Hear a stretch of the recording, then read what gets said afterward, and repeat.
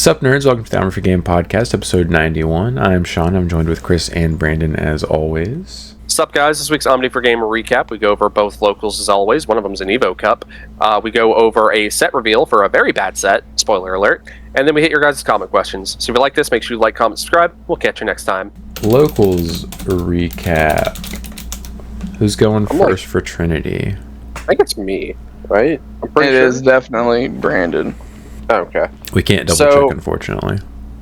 Yeah. So for Trinity, I again played Omni DNA, just kind of like waiting for the next set. So I'm kind of just sitting here waiting for it.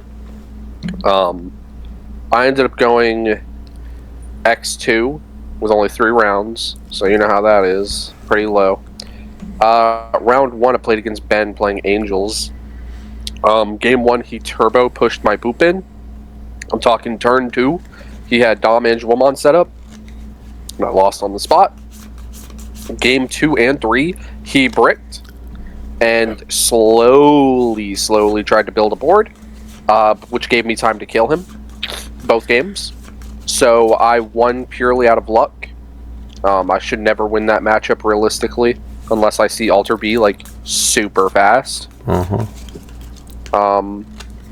Which I hate winning games like that. Like you can sure you can sit there and be like, oh, but you won. But it's because my opponent can play. It's not a good match. Win's a win. Yeah, that's what you think, Chris. If I win, I win. Round 2, I played against Josh. He's finally back. For now, until he disappears again. Nope, he's Briefly. gone again. Yeah, he's gone again. And he's gone. And he's gone. So he's playing Blue Flare. And he got me 1-2. So game 1, I got unlucky, and I checked his memory setter out of security the first check. And I was just like, alright, cool. Because like he activated his mem boost and whiffed on the Kiriha. And I was like, heck yeah, no tamer for you. Promote, swing, tamer. That's usually where they are if they whiff off their searches like that. Yeah. Yeah, and it kind of just turned the tide in his favor, like, immediately after that. Because he stuns my Uko, and I'm like, alright, cool, let me promote another rookie and swing out, so I don't have 2 bodies on the board, because I needed the extra searches to get pieces I needed, and it lived too. And I was just like, okay. And this is where I die. Game 2, I was able to, like, turbo into Omnimon and kill him, like, super fast. And then game 3, he saw Invisimon super quickly, and I basically couldn't stop it from coming out and like pushing my poop in and winning on the spot basically, because I had like 3 security when he went into it, and I knew he had the material to go into a Metal Greymon, swing with it twice, and then the Invisimon plus the dude he was promoting, so I just knew he had lethal. And then round 3 was against Chris. He's playing D Brigade.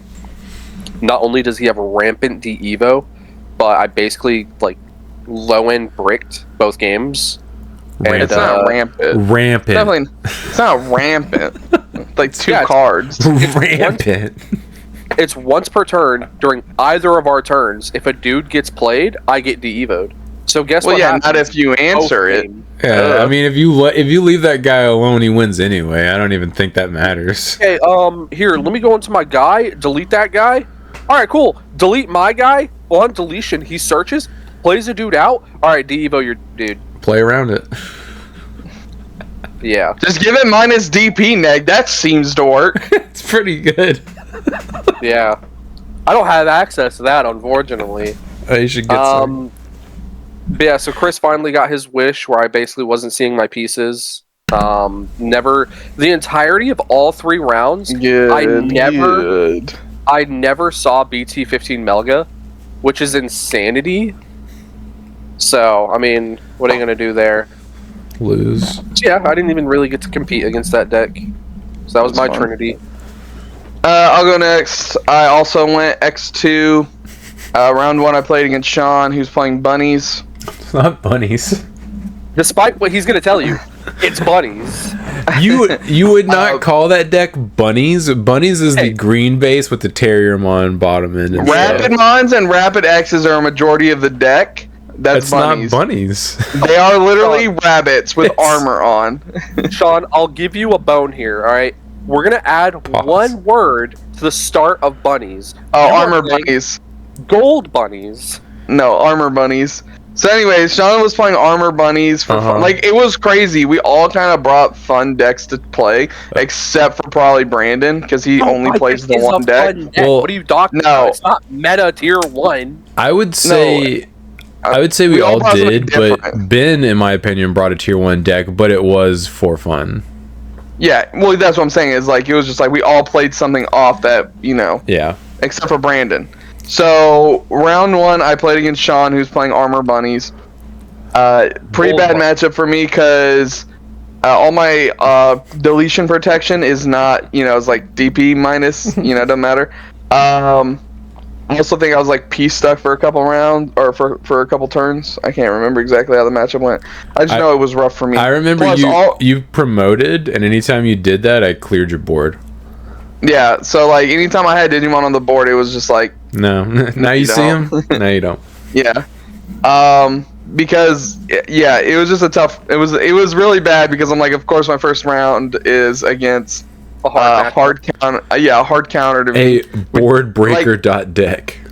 Yeah, like if I could establish like the Brigadramon with the D Evo underneath him, it wouldn't be too bad of a position. I just couldn't establish. That was like the worst part. And then round 2 ran into the other yellow deck that was being played, Angels, which also isn't a terrible matchup for me, but also not a good one either, because I do play D Evo and stuff like that.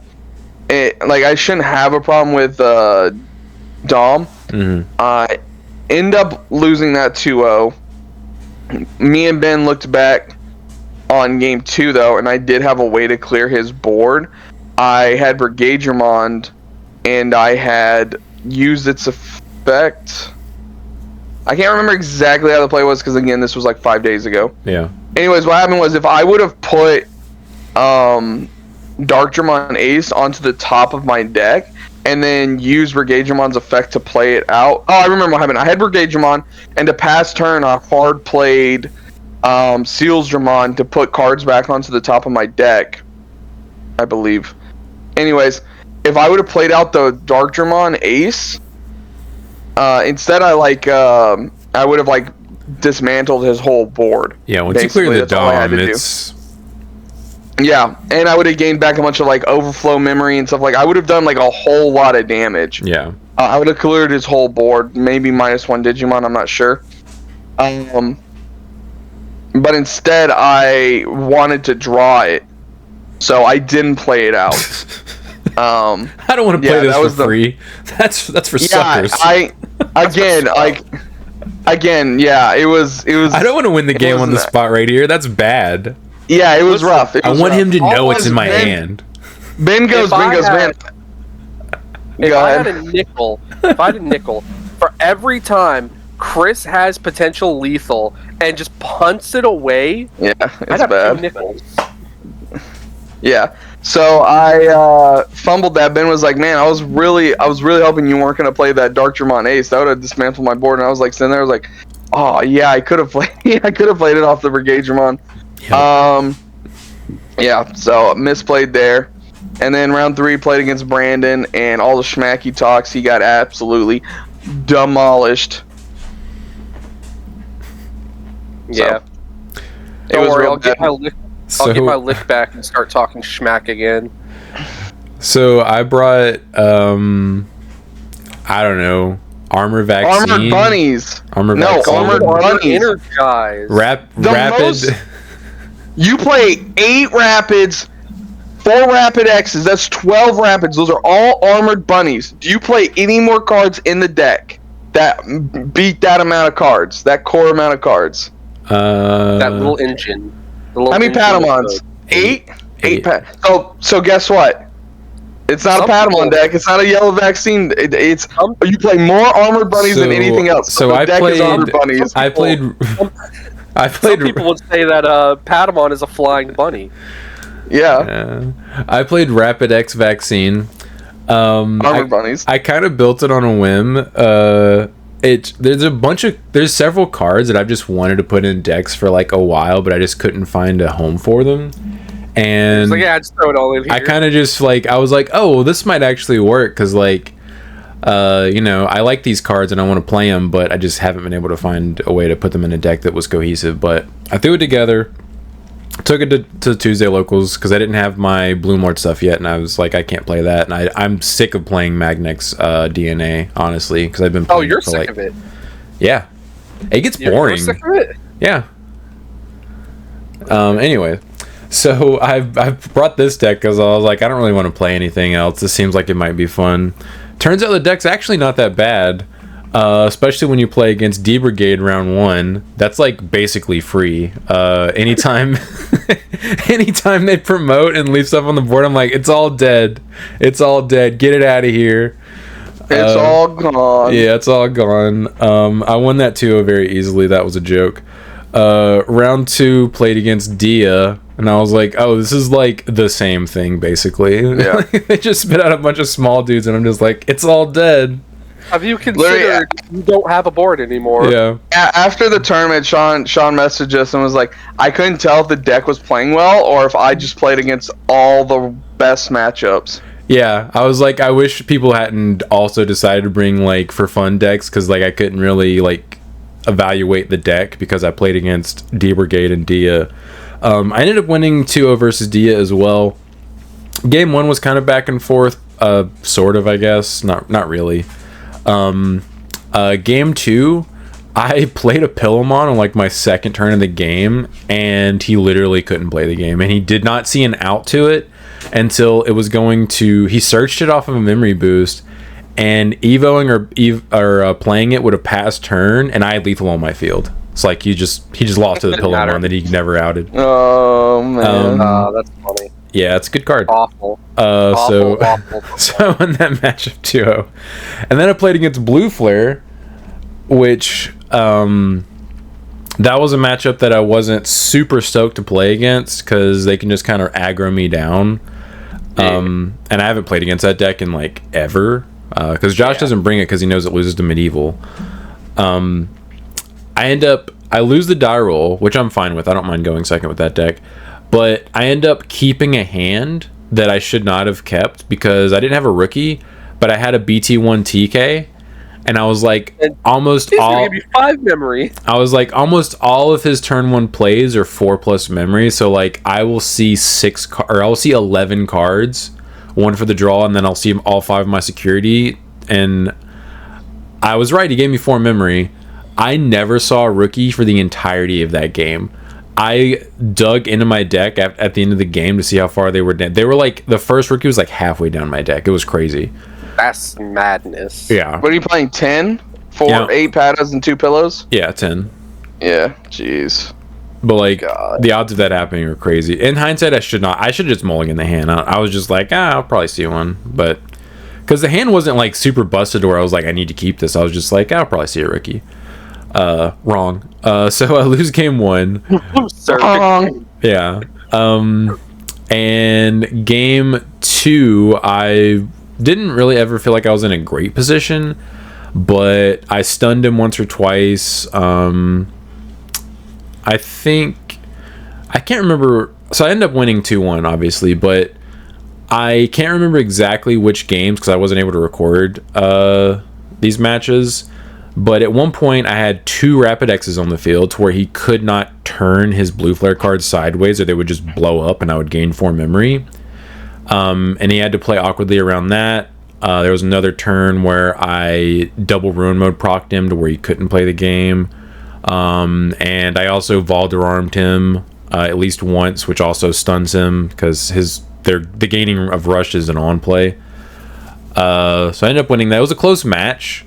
But I think if I wasn't dumb and mulliganed game 1, I probably just 2-0 him. It felt like a bad matchup going into it, but realizing like all the stun effects I have access to, like I think it's probably a good matchup for me. I just have to be careful.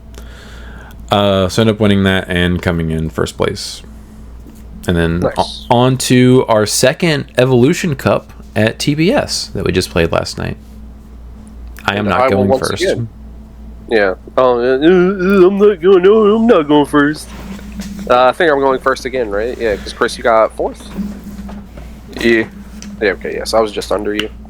So, round 1. Oh, I played Adventure this time. I was like, I haven't played the deck in a while. Let's pick this up. So, round 1, I played against Will playing Heroes, and he killed me 0-2 because I literally bricked both games. So game 1, I never saw a level 4, and then game 2, I never saw a level 6. So, I literally just couldn't... And of course, the game 2, the only level 5s I was seeing was like my Andromons, which do nothing by themselves. So I was just like, guess I'll die. Because, like, if I see a level 6 in game 2, I kill him. Like, because he has 1 stack that swings, and I'm just like, no. No. Yeah, because I have all the tamers I need. Yeah, Gaimon doesn't have any protection. It's a glass cannon. Yeah. Well, I mean, no, I you guess have as to be the playing- it's yeah, you got to get it. Yeah, because the crazy on. the Heroes version doesn't. Let me correct myself Yeah. here. The Heroes version doesn't play that card. Yeah. Yeah. So, and then round 2, I played against Stanley playing Ghosts, good old Necromon. I killed him 2-0. Because his deck says, delete my stuff. My deck says, bot deck your stuff. So he just loses on the spot when I bot deck his stuff. Satch. And then round 3, I played against, I don't know his actual name, but his username was Zed, so I'm just going to go with that. I think you said Zed. Zed? Either way. He was playing D Brigade, and I got that one 2-0. I actually have a whole lot of D Evo and rampant bot decking. I have multiple cards that bot deck. I have multiple cards now that D Evo, because I upped my Metal Greymon count. So once I have like anything on board, he's never having anything on board. Like, he was really trying to like out attrition me, but I have like so much aggression on top of my rampant board wiping, so I was just winning that no matter what. Like, he literally wiped my board with a Dark Dramon Ace because all of my level 5s are 7 play cost. He got 3 bodies off of that, and I still just went, alright, promote and kill you? And he was like, ah. Like, it just happens. So, and then the tournament ended because Ben wanted to lose. Gah. Yeah, it's Ben's fault. He lost to the... he got paired down and lost. Yeah. Damn you, Ben. So I got we only had 4th. 3 rounds. Last time I played at Evo Cup and I played a fun deck, Sean made fun of me and he bullied me, so I actually had to play a comp deck. Yeah, I mean, So I feel like it's...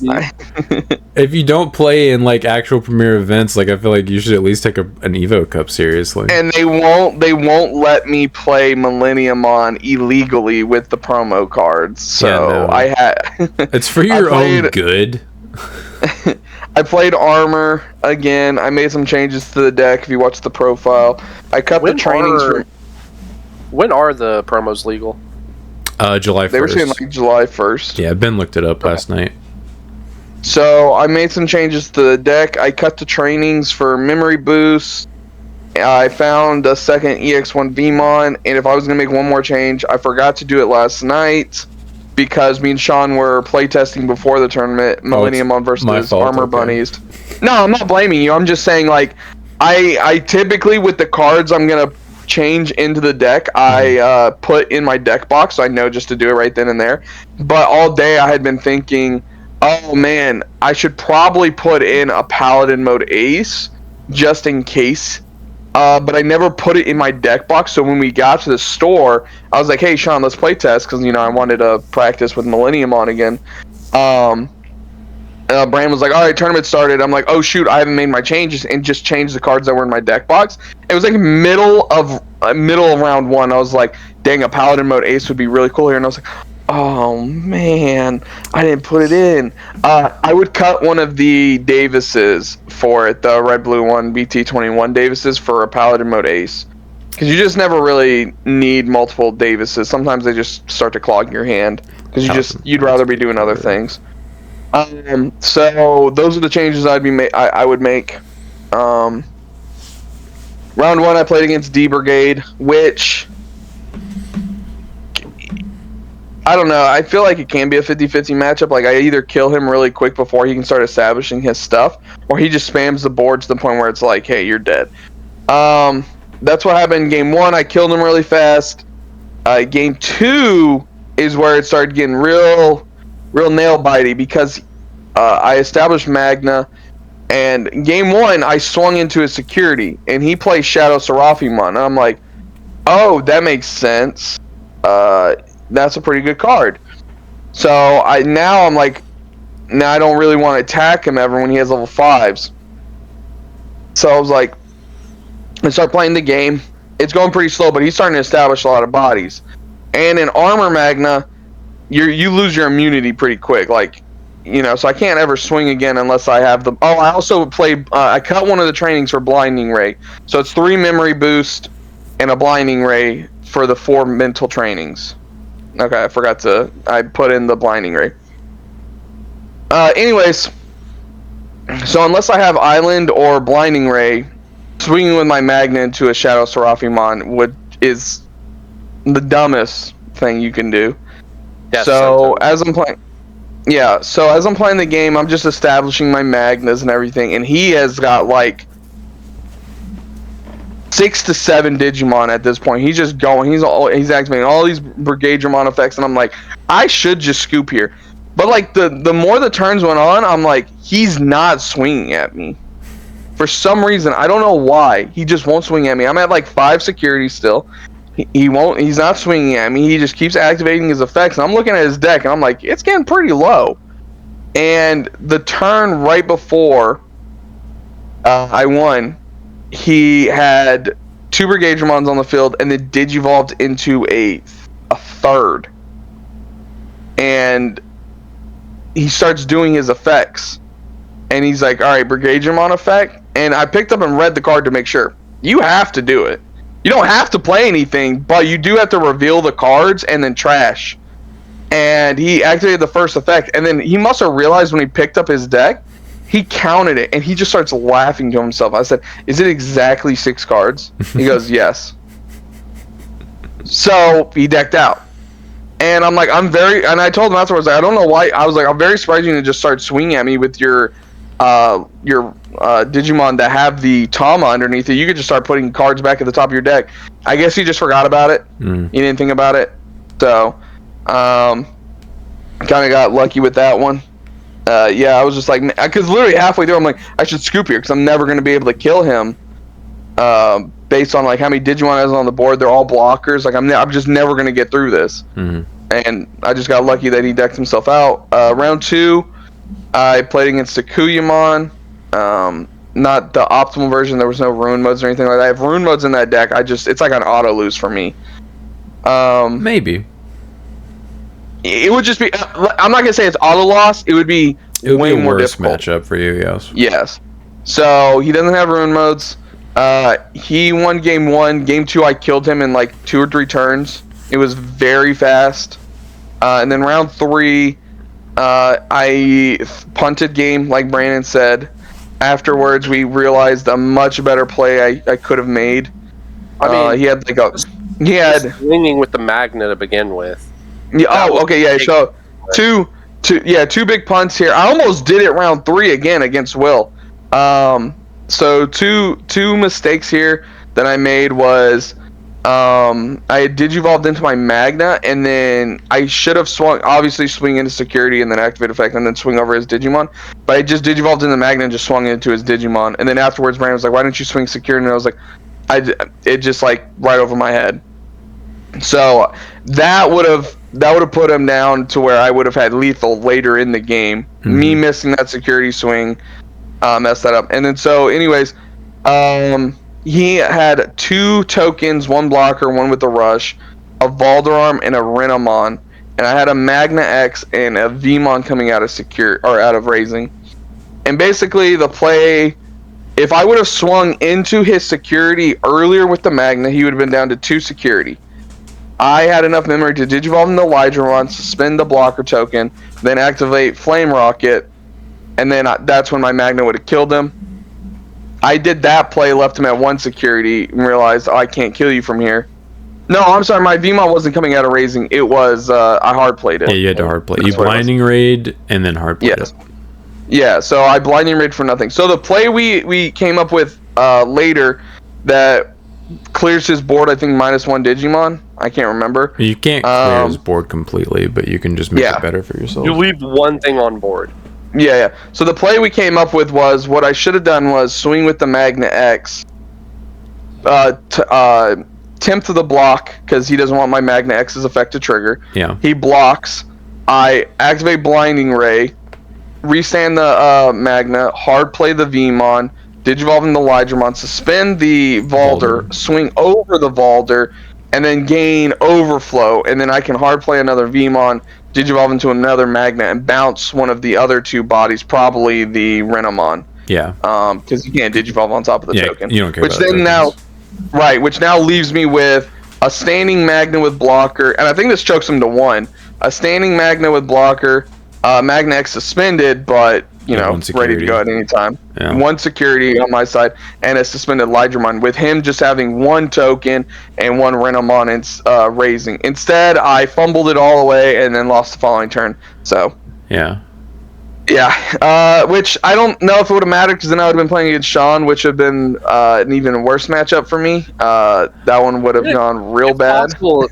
Possible you would have gotten the down pair. Yeah. I think the way it was, I had a good matchup into all of the undefeateds at that point, I think, in my opinion.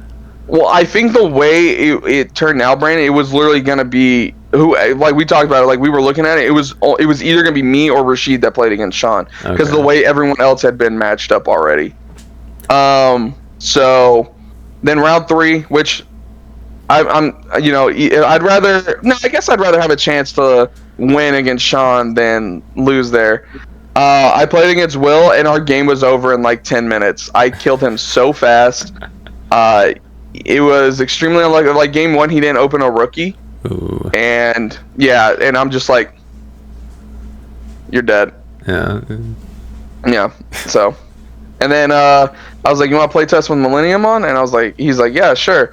And then I established Millennium on, and he's just like, so whenever I delete him, it just comes back and messes up my board. I'm like, yeah. He's like, I can't get over that. He's like, Globemon, delete it.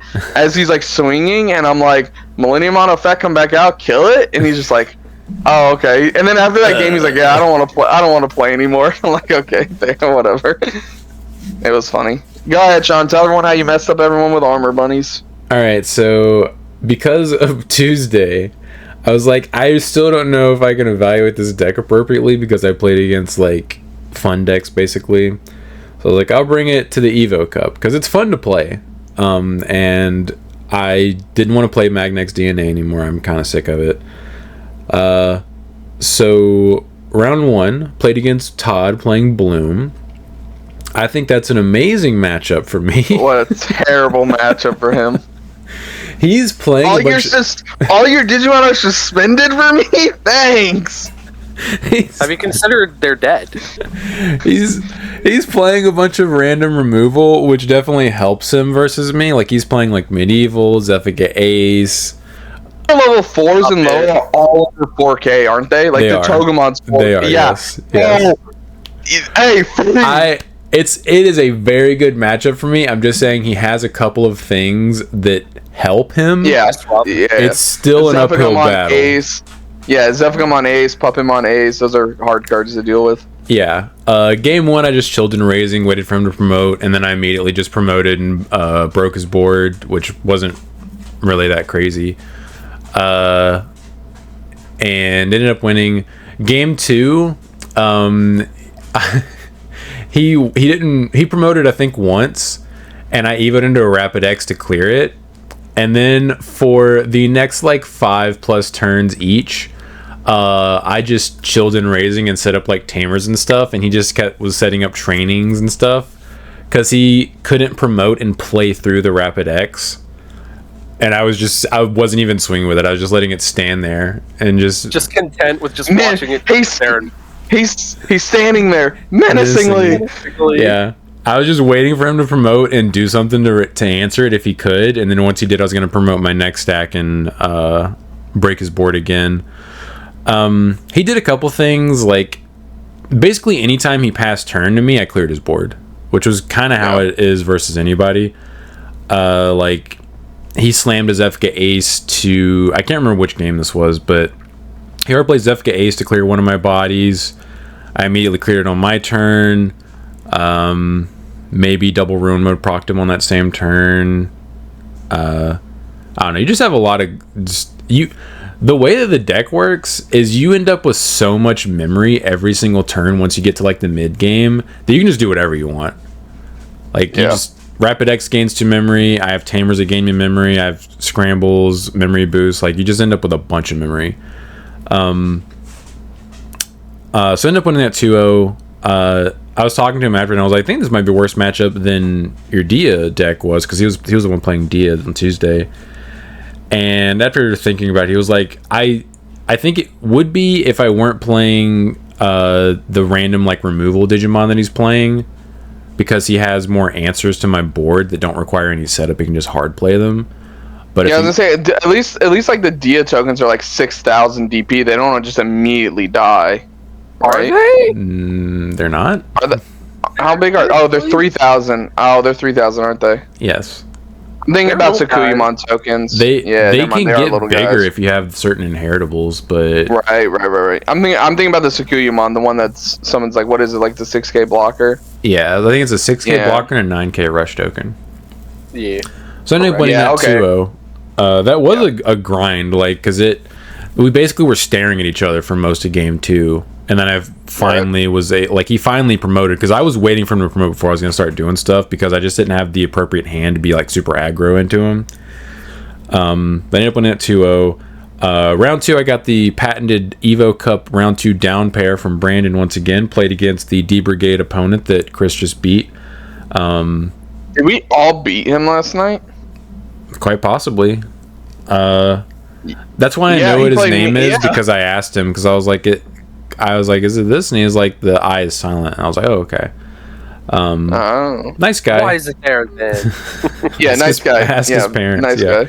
Nice guy. Ended up winning that 2-0. That was also like the match itself took a long time, but it was mostly just because like I was waiting for him to do stuff, and then I would just break his board. And I just kept doing it over and over. And then I eventually killed him. And then round 3, I get paired versus Sakuya, and I'm like, all right, Chris, I'm gonna get your get back here. Thanks, dog. And I played against him. I lost the die roll, which I'm like, this is actually good for me because I want to go second versus this deck. The entirety of the match, I went back and double checked. I never gave him more than 1 memory when I passed turn. And multiple times, I'm playing, I think it's BT3 Mimi, if I'm not mistaken. And that stole turn on him like once or twice. He also played into Rapid X. I don't think it mattered, but he had 2 rookies on the field at 1 memory, and he just swung with one of them. I had a Rapid X on the field, and I was like, this is after I explained to him game 1 what Rapid X did. He just turned it sideways, and I was like, it just dies immediately, and I just gained 2 memory. It's my turn now. He's like, okay. Have you considered it is not there anymore? Yeah, I was like, thanks. But I mean, he wasn't going to do anything, because I had a standing Mimi, and he wasn't going to be able to gain enough memory to where Mimi wasn't going to pull turn, even if he scrambled into his level 4, because he had a Rika on the field to like gain a memory back, but I would have gained another memory and just would have passed turn with a 5 on the field that I just would have killed on my turn. I double ruin mode procced him once or twice. There was one turn where I didn't clear all of his stuff before passing turn. It was when he Valderarmed me, and I just Valderarmed him right back, choked him to 1, and then I cleared his Valder on my next turn because he couldn't do anything. Hey, you got an ace under there? Nice. Yeah, you got a level 5 ace in that stack, dog? Sick. Yeah, that was the easiest matchup I had all night. I drew really well, and also, like, I don't know, it just...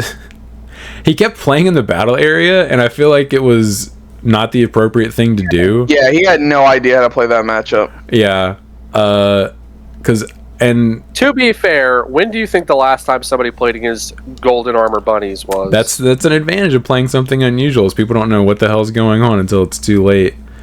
Until their board is already gone. Yeah, but I feel like you would learn at some point that, like, hey, anytime I put something on the field that's just dead on my next turn, maybe I should stop doing that.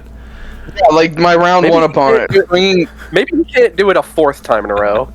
Yeah, like against my round two or my round one opponent, I literally swung with my Magna, and I'm holding Magna X in my hand. I was like, let me just get a free chip here. And he's just like, Shadow Seraphimon. I was like, now I know. Don't ever do that. Oh, now I know. I forgot about that. Game 1 versus him, he did one of the, I think it was level 5, that revealed like 3 cards off top of his deck. It was Shadow Seraphi, Darktramon. I was like, okay, good to know.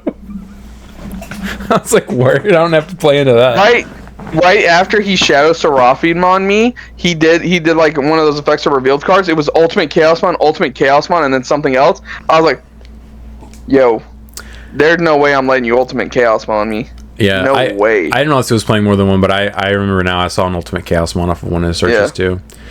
Yeah. I mean, it makes sense. All the level 6s have like the appropriate colors. Yeah, it makes sense. Yeah, against decks that have aces, I have such a good matchup into that because I can clear their body before they ace me, or I can make it to where their ace is not going to be good for them. Because like if they ace me, I will clear it after they ace me, and I'll just get the free memory back. Like I did that versus Todd. Like he had a Paladin mode in his hand, game 1 that he searched. And basically I made it to where every time I swung into his Mega, we were going to crash. We were bare minimum crashing into each other, and I was just going to gain 5 memory if he aced me. So yeah, 2-0 Takuya. I double rune mode procced him a couple, or at least once. I think at least once, whatever. Won that matchup. That was like the best I drew all night, was both of those games versus him. And he just wasn't protecting his stuff. Like he wasn't like valuing it appropriately. He never went into Sakuya X because he was never able to because I choked on one literally every turn, and I had a Mimi on the field, I think both games, at least one. So anytime he tried to like pop off on me, I was just like, it's my turn now. Yeah, I also just win that game against Sakuyamon if I'm playing Paladin mode Ace, because I had all the Davises. I had the one on the field and like the other 3 in my hand. So that would have been one of the Paladin mode Aces, and I had plenty of memory to just hard Evo into it. Yep. You just would have won. You'd have had, spot. It would have been like 5 swings. Yeah. If you just Blinding Ray there, and if Paladin mode means he just loses. And he's going to be immune because of the Magna, so. Yep. So end up winning at 2-0. Get my second Evo Cup victory. I'll get the prizing, I guess, sometime next week, because they didn't have it in yet last night. Whack. Shout out Rapid X vaccine. Golden Armor Bunnies. Golden Armor Bunnies. Hey, Chris over there, after the you got tournament. Gab for short. Gab? Yeah, Golden Armor Bunnies. I thought you said Gap. Oh, no. Hey, what did I do after the tournament? Chris was acting like I was playing like a tier 0 or even a tier 1 deck. He's like, Sean won with bunnies again. I'm like, it's not even a meta. It's not even a deck. It's not a real deck. I just built this. You have to tell the whole story, okay? Sean walks up to me and he goes, man, it's kind of funny. I went from Magna X to Rapid X, and I'm like, geez, it's like, shut up, Sean. This guy, man. He's got the stupidest little look on his face too. He's like, so funny. I went from Armor Vemon to Armor Bunnies, and it's like, just be quiet, Sean. Yeah. This guy. You guys just can't beat is it the Digi-Egg of Miracles? Is that what they use? Well, okay, so there's Destiny and Miracles. Yeah, Vemon's is Miracles. Okay, so I used the Destiny one this week. Yeah, it's got an option card, remember? No, he doesn't play that. You don't know. The sparkling armor card, I forgot what it's called. It's a stupid name that I remember because Ben played it in his bunnies. Alright, we are going to do an EX9 set review. The set is coming out apparently next Thursday, not next Friday. Ben said it's because it's the anniversary of the OG Digipets or whatever. That's cool. Yeah. Alright, starting off. Koromon. When attacking, once per turn, the Digimon with face-down Digivolution cards may evo into a version 1 trait Digimon card in the hand with the evo cost reduced by 1. It's a pretty good effect, I guess. I mean, it's alright. I all of these are gonna be exactly type locked.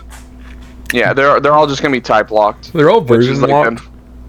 Yeah, version locked, which is the unfortunate part. But I mean, that's what this set is. It's just like, I think the Koromon is actually the worst of the Tamas because it requires you to be when attacking.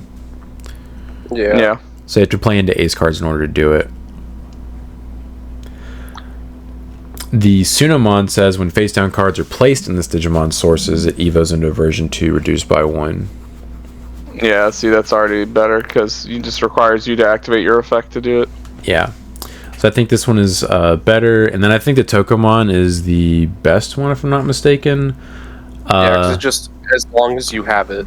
Yeah. Is when this Digimon would face down Evo cards, would Evo you into a version 3, you can just reduce it by 1. Yeah. It's like you don't have to proc I mean, anything. the Tanamon's Tanamon is pretty good because it's not reduced Evo cost, it's just extra memory. Yeah. Which, that's pretty cool. But it also requires you to already have a source in there. Stuff in there. Yeah, because it says your turn once per turn when any of your version 4 trait Digimon are played by trashing this Digimon's bottom face down source gain of memory. The most repeatable one is the yellow one. Yeah, Toko. Yeah. And then if you want to talk about like the Pagu, just get all of them out of the way. Oh yeah, Pagumon is also an attacking effect. Once per turn, by trashing this Digimon's face down source, this Digimon may evo into version 5 trait with the version 5 trait in the trash with evo cost reduced by 1. Yeah, the Pagu and the Agumon are definitely the weakest of all of them. Yeah, I think the best. I was gonna say, I think all of the version Tamas are, in my opinion, bad because you have to be playing the version decks. Yeah. Yeah. And obviously, like they're gimmicky. They're so super gimmicky, and I think This is just the biggest problem. Yeah, this is just EX1 all over again, where it's like there's not many cards in this set that are gonna get used outside of like what they're trying to do here. Unfortunately. Yeah, if I had a nickel for every time we got a classic art set with an analog and a machine Dramon in it, I would have 2 nickels. Which isn't a lot. Twice. Yeah, I mean, at least we don't get Ice Wall Part 2. Yeah, that's fair. Yeah, I think it goes Toko best, Suno second best. I'm torn between the Pagu and the Tana. Yeah, and then the worst one is the Koro. Yeah. I think overall, the Toko and the Suna are both like 3 out of 5s. Everything else is a 2, and then the Koromon's probably a 1. Yeah. Then we have Negamon. Breeding main once per turn, you may play one Digimon card with Negamon in its text from your hand with the play cost reduced by 2. For each Negamon in your trash or your Digimon sources, further reduce it by 1, then place the Digimon as the play Digimon's bottom source. Breeding all turns, the Digimon can't evo, and effects can't delete or trash it. Inheritable opponent's turn once per turn, one of your opponent's Digimon attacks. You may change the attack target to one of your Digimon with Negamon in its text. Yeah, so I'm gonna have to actually. I don't. Yeah, I'm gonna do some research on this deck. I think this deck is gonna suck, if I'm not mistaken. I think it's just gonna be too slow. I've seen it. It is extremely slow. It's kind of setup heavy. Obviously, because you got to get like all 4 of your Tamas out. Yeah. Yeah. And there's no way to speed that up outside of like making the deck worse. This is gonna be like a heavy metal part 2, where we're getting 1 line. And we're all just going to be sitting here thinking, okay, when are we getting the second line? When are we going to get the second line that makes the deck actually a deck? And then unfortunately for you heavy metal fans, you got that second line and it still sucks balls. Sorry. I mean, that archetype was DOA because of the way that they designed it. They didn't learn from introducing Dan Devimon, which was like a similar thing, except you're trying to keep your opponent's hand small. But yep. Yeah. Bad. I don't know. You might be able to keep your opponent's hand small with all these locks they keep putting in place with all these new cards, where it's just constantly like, hey, if you have 7, you can't draw. Or if you have 8, you can't draw. They just keep putting that restriction in now. Yeah. Agumon. Only play the top 3 cards of your deck. Among them, add 1 card with the DM trait to the hand and place 1 card with the version 1 trait face down as the bottom source of any Digimon with the DM trait. Turn the rest to the bottom of the deck. Inheritable plus 2k your turn. I mean, I would say, oh, cool, this card's like a searcher, but he's locked into the DM trait. Like, if it would have been kind of like how we got for, God, what's the searcher I'm thinking of off the top of my head, where it searches a out of archetype and, like, a Liberator. So if it would have said, like, oh, this card searches a Greymon or a card with DM. Yeah. It's surprising they didn't do that, because they've done it in the past, so it's weird that they're not doing it. They're just like, hey, if you play these cards, you are playing this deck. Like the Ghost, exactly. Like the Ghost Searcher. I can't remember which one it is, the Ghost Searcher.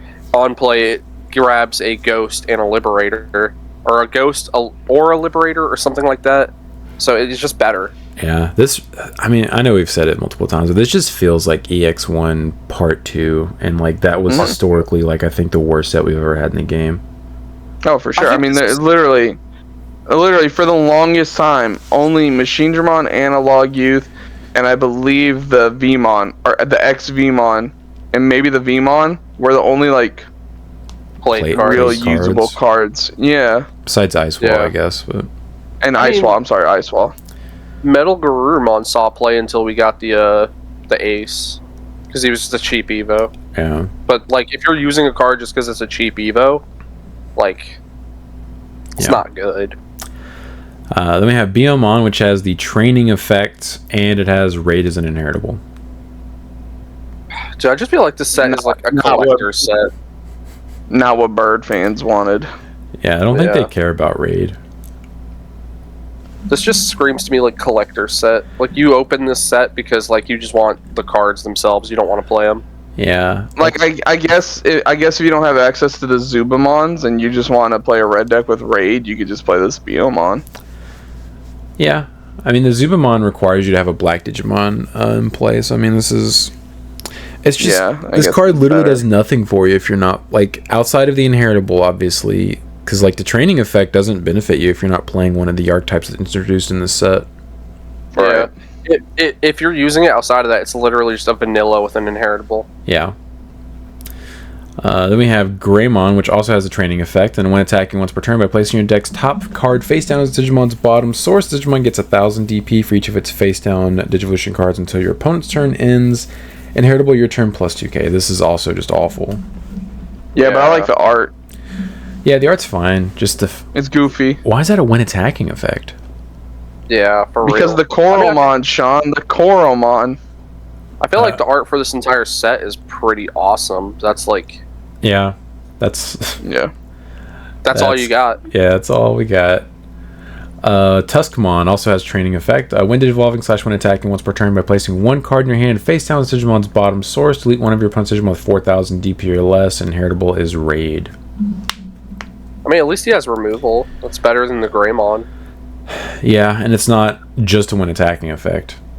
Yeah, and Raid as an inheritable is pretty nice. Yeah. Again. Then we have Metal Greymon. Our first super rare. Yes, our first super rare that also has an SP. On play or when Digivolving by placing one Digimon card from your trash face down as Digimon's bottom source, lead up to 5000 DP total worth of your opponent's Digimon. For each of this Digimon's face down sources, add 2000 to this effect's DP maximum. Inheritable straight attack +1. I mean, it's pretty nice, I guess. Like, I guess if you're playing the line, you know, you can get that DP minus up pretty high, or not the DP minus, but the deletion effect pretty high. But it's like the worst kind of deletion. It's effect deletion. But I guess mainly this is probably just going to get played in Machine Dramon as another name with security attack +1. So yeah, most likely. This is good for Greymon Tribal just because like there's not a lot of mid-range removal you have access to if you're trying to build a Greymon Tribal deck, and this is something that you could throw in. Right. Unfortunately, the face down effect doesn't do anything for you otherwise. Yeah. I was gonna say, like, I do appreciate how it's not taking it from your deck, but at the same time, like, having to do it from the trash, you have to have something in trash to do it. Correct. So it's like if it's super early in the game, you're not getting anything out of that. Yeah, that is an unfortunate drawback of this card. I'm sure it's 5K is still most level 4s. Well, it's 7K. Well, that's assuming you don't have anything trash to tuck under it. Well, you have. It's a cost to tuck it, so like you literally can't not pop 7K. To activate the effect, you have to place a source. Wow. Okay, so it's even worse than I thought. Yeah. You have to have a Digimon in your trash to be able to tuck in order to even trigger the effect. How dare I think this card is actually somewhat decent. Yeah, it reminds me of the BT21 Greymon Tribal support, that a lot of it required you to have stuff in your trash already, like that Courage option or whatever it was that lets you warp. Yeah. You had to have the stuff in your trash already, and I'm like, by that point, you probably lost. Yeah. And it made it better for Metal Go because we were part purple at the time. Yeah. This is probably going to be a good card for Machine Dramon, but otherwise it's going to be kind of awkward. Then we have Metal Greymon Alterous Mode. On play, when Digivolving, delete one of your opponent's Digimon with 8,000 DP or less. Your turn, when any of your Digimon or Tamers with Garurumon or Taikumi and their names are played, or any of your Digimon digivolve into a Digimon with Garurumon in its name, this Digimon may digivolve into a Digimon card with Greymon in its name in the hand without paying the cost. Inheritable, your turn plus 4K. Not bad. This is an adventure card, of course. I think the weirdest part is he's an 8 play cost. I feel like they could have kept that in line with 7 for it being an adventure card. Nah, he's Alterius mode, so he gets 1 more. Yeah, he's more expensive. It's a little awkward in the deck now. You can play him for free off the option. Who cares? Yeah, you're right. But the effect's pretty good. Being able to warp up into your stuff for 1 memory if you just Evo into it. Yes. This is better than the Metal Greymon we just read, even for Greymon Tribal, just because it requires no setup. And this guy also Evos for 3 on top of level 4s with Greymon in name. Yeah. Yeah, this very good. Yeah, this is a pretty solid card. And 4K is a lot. Yeah, you're bigger than anything if you go into a level 7 on top of that. I mean, shoot, even a level 6, you're 16. Only like what, 2 cards or 17? And those are the shout mods. So you're crashing with like a paladin mode. Yeah, and usually you're gonna have another DP buff somewhere in there. So like, yeah, you're probably bigger than anything in the game. Yeah.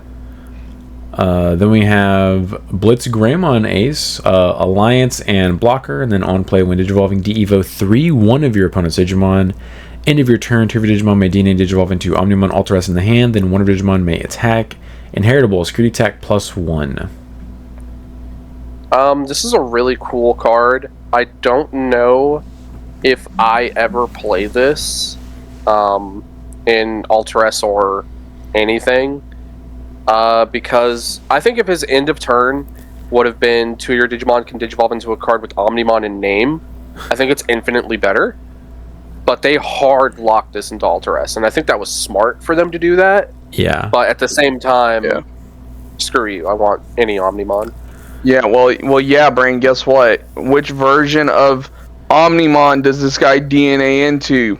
No. You dummy. You dummy.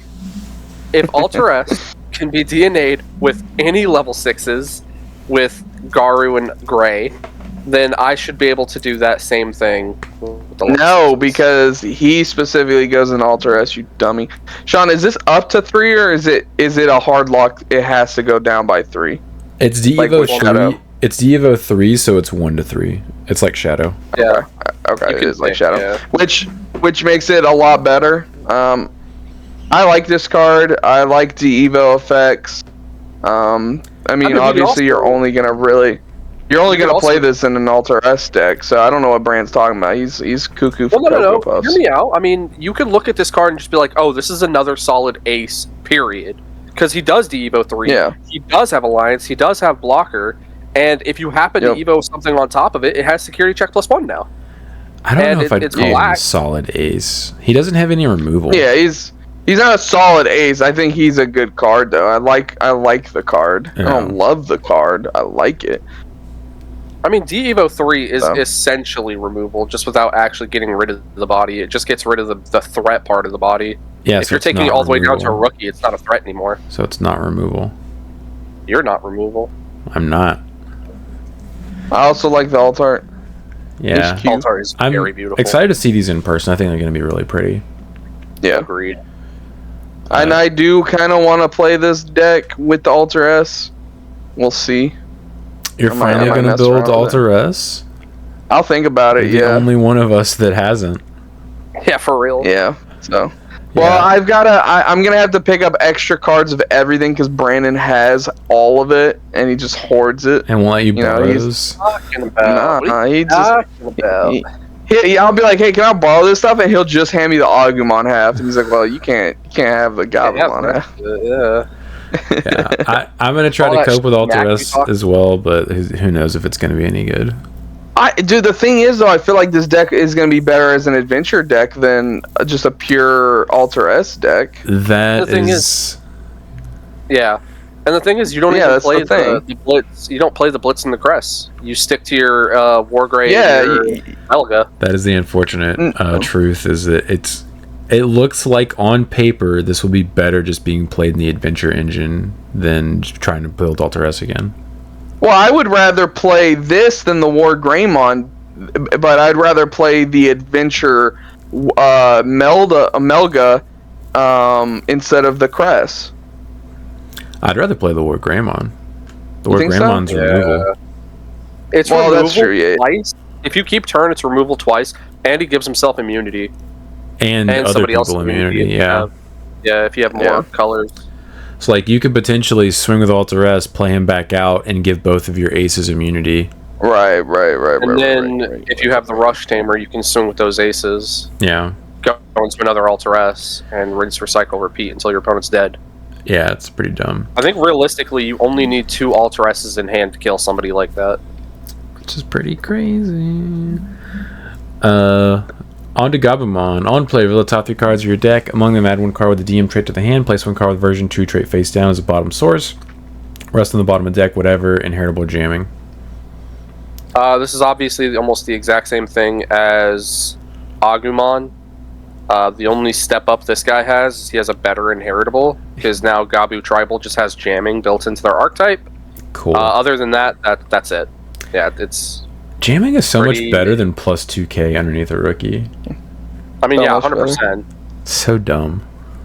Blue gets all the good stuff, dude. I swear. Gizamon has the training effect, and then inheritable when attacking once per turn. Trash the bottom source of one of your opponent's Digimon. It's okay. Now you get to strip all those face down cards on the bottom of your opponent's deck if they're playing something bad. Yeah, this should say top, right? Like, It'd be the first time I think they gave Why that to a not? rookie. The trash Yeah, in I the mean, why bottom not? source. No, I'm talking about top source. Oh, I can't remember. There was I think the starter deck Gabumon. He may have. No, he probably trashed bottom, and it was was level bottom. 5 or lower. Yeah, Yeah. you could be right. Because top sources usually are the better ones because they're the higher level. yeah. Yep. Yeah, whatever. Betamon also has training and then inheritable jamming. Okay. I think this one has one of the Okay. best arts. It's so cute. It does look really Yeah. nice. I think we might be getting foils of the uncommons and commons like we have been in the past, so this will come foil. This will be cool. Nice. We have Garu has training effect, and then on play or when Digivolve by placing 1 card in your hand face down, Digimon's bottom source. For each of its face down sources, trash any one source from your opponent's Digimon, inheritable jamming. Again, Not bad, I guess. The entire face of the card is bad, but then you get to the inheritable and you're like, okay, that's it. Your Garu Tribal has 2 sources of jamming if you don't want to play one or the other. Yeah, if you don't want to draw cards, because obviously that's still the best level 4 in the deck. Yeah. Not once per turn draw a card. Yeah. Then we have Metal Mamamon. On play, when Digivolving, by placing one Digimon card from your trash face down to Digimon's bottom source. From one of your opponent's Digimon, trash any one source for each of this Digimon's face down sources. Then return one of the Digimon those sources to the bottom of the deck. Inheritable end of your turn. Once per turn, one of your Digimon unsuspends. The end of your turn is obviously pretty good because it lets you reset your stack. It's like reboot without having reboot. It's such a weird effect. Yeah. It's like they didn't just want to give it reboot. Well, I mean, the reason it's not reboot is because it's one of your Digimon. You can do it to anybody. Oh, true. Doesn't have to yeah, be. I guess that's fair. Yeah. Okay. And then, like, after that, I mean, I think if you wanted to make this card actually, like, pretty okay, viable, is it should be like the Zudomon we got, where it's like you can target one card with one or fewer sources and bounce. Oh, you're talking that about would've been better. the starter deck Zudo, okay. Yeah. I think that would have been too good, because this guy bot decks, he doesn't bounce to hand. Yeah, but I mean, it's in Machine Dramon. What are they going to do? I don't want them to have access to that. Alright, fair enough, I guess. I wouldn't mind it, but I'm sure you wouldn't. You're the Machine Dramon player in the room. This seems pretty good. This is better than the Metal Greymon for sure. yeah. Wrist slot. Well, yeah, and you're not even over the best art. Yeah, I am the SP. Nah, the one to the left, that art looks so much Nah, cooler, dude, in my the opinion. chibi SPs go hard. He's got, like, shooting. fire? Dude, Hopefully, one of I us like- pulls an SP so we can admire the chibi. yeah, I just like the Metal Mamimon's regular alt art so much. It- Like I mean, the chibi he's already a chibi. That's the thing. He would have had to be even smaller. They made his You know what head I mean? even bigger in the chibi version. And his arm is very small. Yeah. Yeah, I mean, it does look nice. I just really like the chibis. I think these Yeah. SPs are going to look really good in person. Yeah. And if I'm being honest, I think the normal art has the best inheritable box. Little window. Oh, because it's He's just a a little tiny, guy. Yeah. tiny egg. He's a little guy. That's funny. Yeah, this one is just like, it looks like he's opening his mouth or something. It's straight out of the first V-Pets before they had color. Oh. Why'd they stop doing that on the SP? What the heck? They went back to like a regular image. I don't That's know. lame. Because they wanted to show he's still chibi. Yeah, he's a He's still chibi a little guy. guy. Just a chibi guy. Then we have Weregaru Sagittarius. On play, when Digivolving one of your opponent's Digimon or Tamers can't suspend until their turn ends. Your turn, when any of your Digimon or Tamers with Greymon or Madashida and their names are played, or any of your Digimon Digivolve into a Digimon with Greymon in its name. This Digimon may Digivolve into a Digimon card with Garurumon on its name in the hand without paying the cost. Inheritable when attacking once per turn. De-Evo one of your opponent's Digimon. Yo, this card's busted. This card's really good. really good. It's better than the Alterous mode. It's good in Garu Tribal, unlike the Alterous mode. Yes. It's good in Adventure. It's good in its own deck. Like, it's good for all three decks this card's going to see playing. It's really good. Yeah. I'm glad it's not- stun a card. Glad it's not a cyborg. Oh, yeah. Yeah, that's why I was just double checking. I was wondering. I thought, oh, maybe that's why you were getting closer to the screen. Yeah, he's like not a cyborg. Yeah. Can't play him in machine. Yeah, there's no way. I knew he wasn't. I was like, let me double check though. Finally, Weregaru has a way to avoid ace targets because you can just go on top of this with an X antibody and de-evo. Yeah. Are you gonna bring back pure War Guru or like Melga? Just like try Gabumon it. dot deck? Yeah, I could try it. Yeah, he might cope. I'll probably. I mean, how long do we have until 22 comes out? I think it's about a month. So we'll have like So- 4 weeks, I think, ish. Because I want to play Omni DNA with Alter S. I want to play Adventure with Alter S. So after I'm done with those two, I can try coping with the Melga stat. Yeah, that I mean, has, we have 2 this in locals it. a week now, so like you should be able to get your I have fix in. plenty of time. Yeah. Yeah. I just gotta see if I can find a list to like try building. I'll try running it on DC. No, I can't do it with DCGO. Yeah. They'll probably, they've been pretty good about it. They'll probably drop it as the set comes out. Yeah. I mean, it's just more difficult for them now because they have to start it as soon as the cards get revealed. Yeah.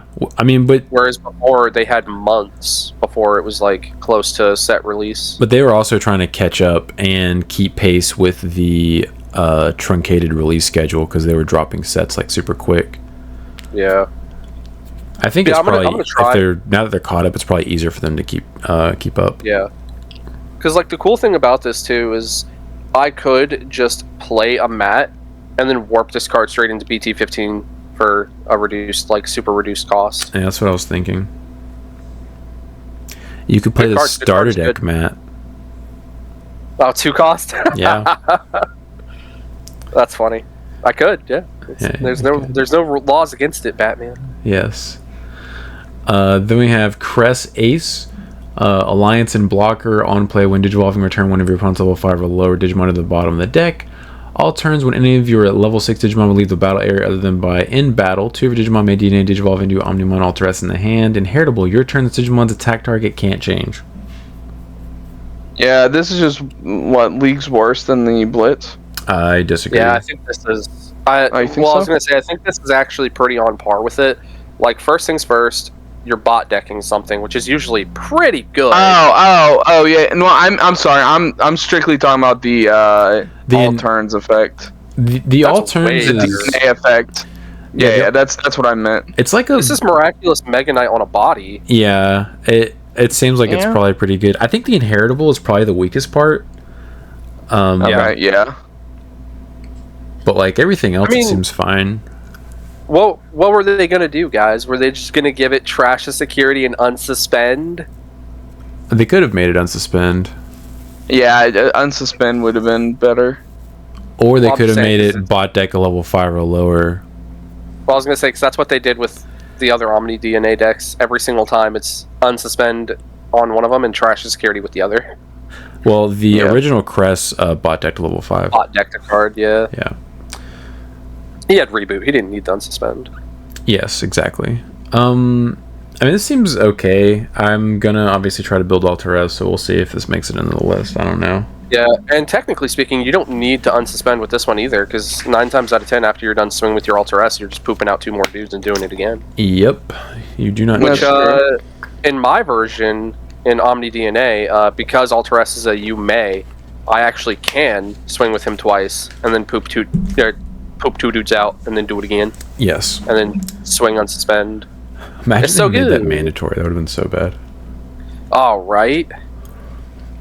All right. Speaking of Alter S, which I guess we're just not getting an SP of Alter S. We would have Yeah. found out about it by this point. We don't need it. This art's fine. I mean, yeah, don't but need it. imagine what an SP would have looked like, you know? Imagine. I don't know if the we could have beat SP this. Imagine if the SP, like Chris, I'm gonna make you want it, Okay. is almost like it came straight from Digimon 2020, where they did an art that played off of him doing like the slide Evo.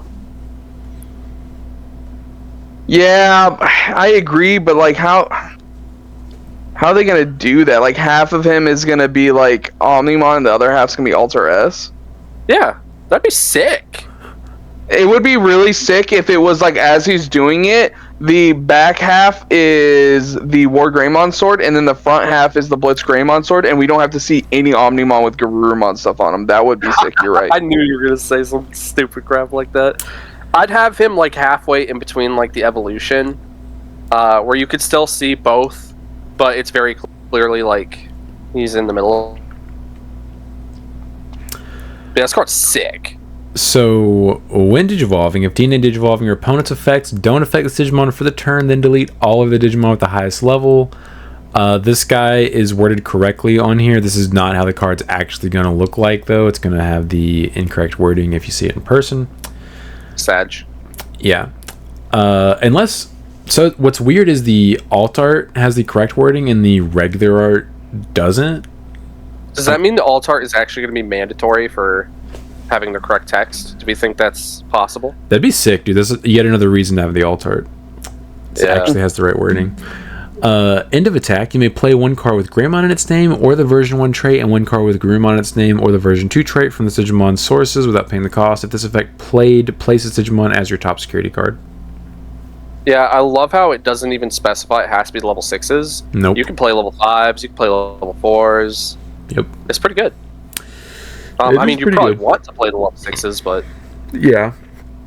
But, you know, you might have your reasons or whatever. Yeah, this seems really strong. It's just like immune. immune dot card. Yeah. I think I finally have a reason to cut Alter B from the deck.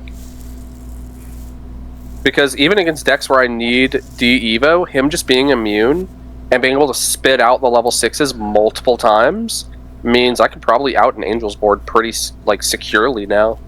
Because I'd be trashing security with every swing. I'd be swinging twice with him. You couldn't cherub. I will say, I like I think one of my time he comes out, he's going to try to delete more stuff on your board. Maybe. I think my favorite part about this card, but also my least favorite part, is how symmetrical it is. Like, you know, you get the blue because that's the side Garumon's on. You got the red because that's the side the Greymon's on, and then the middle is like Omni. But it's so upsetting because if it would just been flip-flopped, it could have been red, white, and blue. Well, the Omnimon we're getting in a later set is a red, white, and blue Omni. I know, BT22. Yeah. And you know what? And that's America, baby. America. And that's what Omnimon represents, is America. Yeah. Alter S is French, apparently. A gun and a cannon. I cannot wait to try coping with this deck even harder. Yeah. I'm excited to try to play it. I'm tempering my expectations, though. Yeah. Because I'm going to try to build it like how you're... The normal. Yeah, the normal way before I try to do have you given any thought to your ratios for the old stuff, or? Nope. Wait until we... I've been working on other decks, so I'm just waiting until we get the actual cards. Fair enough. Elecmon has the training effect, and then your turn inheritable, all of your opponent's security Digimon get minus 3,000 DP. Awful. Hot Garbo. Awful. Patamon, on play for the top 3 cards of your deck. Among them, add 1 card with a DM trait to the hand and place 1 card with a version 3 trait face down as the Digimon as a bottom source of any of your Digimon with a DM trait. Put the rest on the bottom of the deck. Inheritable's Barrier. The only reason why you'd want to play this is Barrier, right? Yeah, Barrier. If you wanted to play it. Yeah, assuming you would be able to make room for this because the on play doesn't do anything unless you're playing this archetype. Barrier is a really good inheritable on a rookie. This card is not a yellow vaccine. Thought I'd throw that out there. It is not, because Patamon has never been a vaccine. He's a data, unfortunately. Why they don't start printing Patamons that say rule, trait, vaccine, I don't know. Because he's literally the base of the vaccine engine, but whatever, dude. It's just because he's a little guy. It's so dumb. I don't even know, why is he a data in lore? He evos into angels. Why the hell is he a data in the first place? These are all good questions. Because he's data. Hanimon, on play by trashing 1 card in your hand, you may return 1 Digimon card with the puppet trait from your trash to the hand. Inheritable opponents turn once per turn. One of your opponent's Digimon attacks by deleting 1 of your other Digimon in the attack. Okay. Yeah, puppet people gonna cope. Yep. Ben is very excited. Yeah. This card is also not a yellow vaccine. Thank you, Bryn. Well, I'm just doing the build-up, because you'll see. Yeah. Okay. Airjamon has training, and then when attacking once per turn, by placing your deck's top card face down as the Digimon's bottom source to one of your... This gets me every time, dude. When I start reading it, I'm like, you're putting it under one of your opponent's Digimon? to one of your opponent's Digimon, give minus 2,000 DP for the turn for each of this Digimon's face down sources. Inheritable's Barrier. Alright, Sean, now say the thing. This is a yellow vaccine. Yeah, there we go. I don't think it's too bad of an effect, but I mean, still, it's being carried heavily by its inheritable. Yeah, this is still something you wouldn't play unless you're playing this archetype. This is not worth. Yeah. Because we have Barrier on good level 4s for yellow, right. So you don't need to play a bad one just to have Barrier.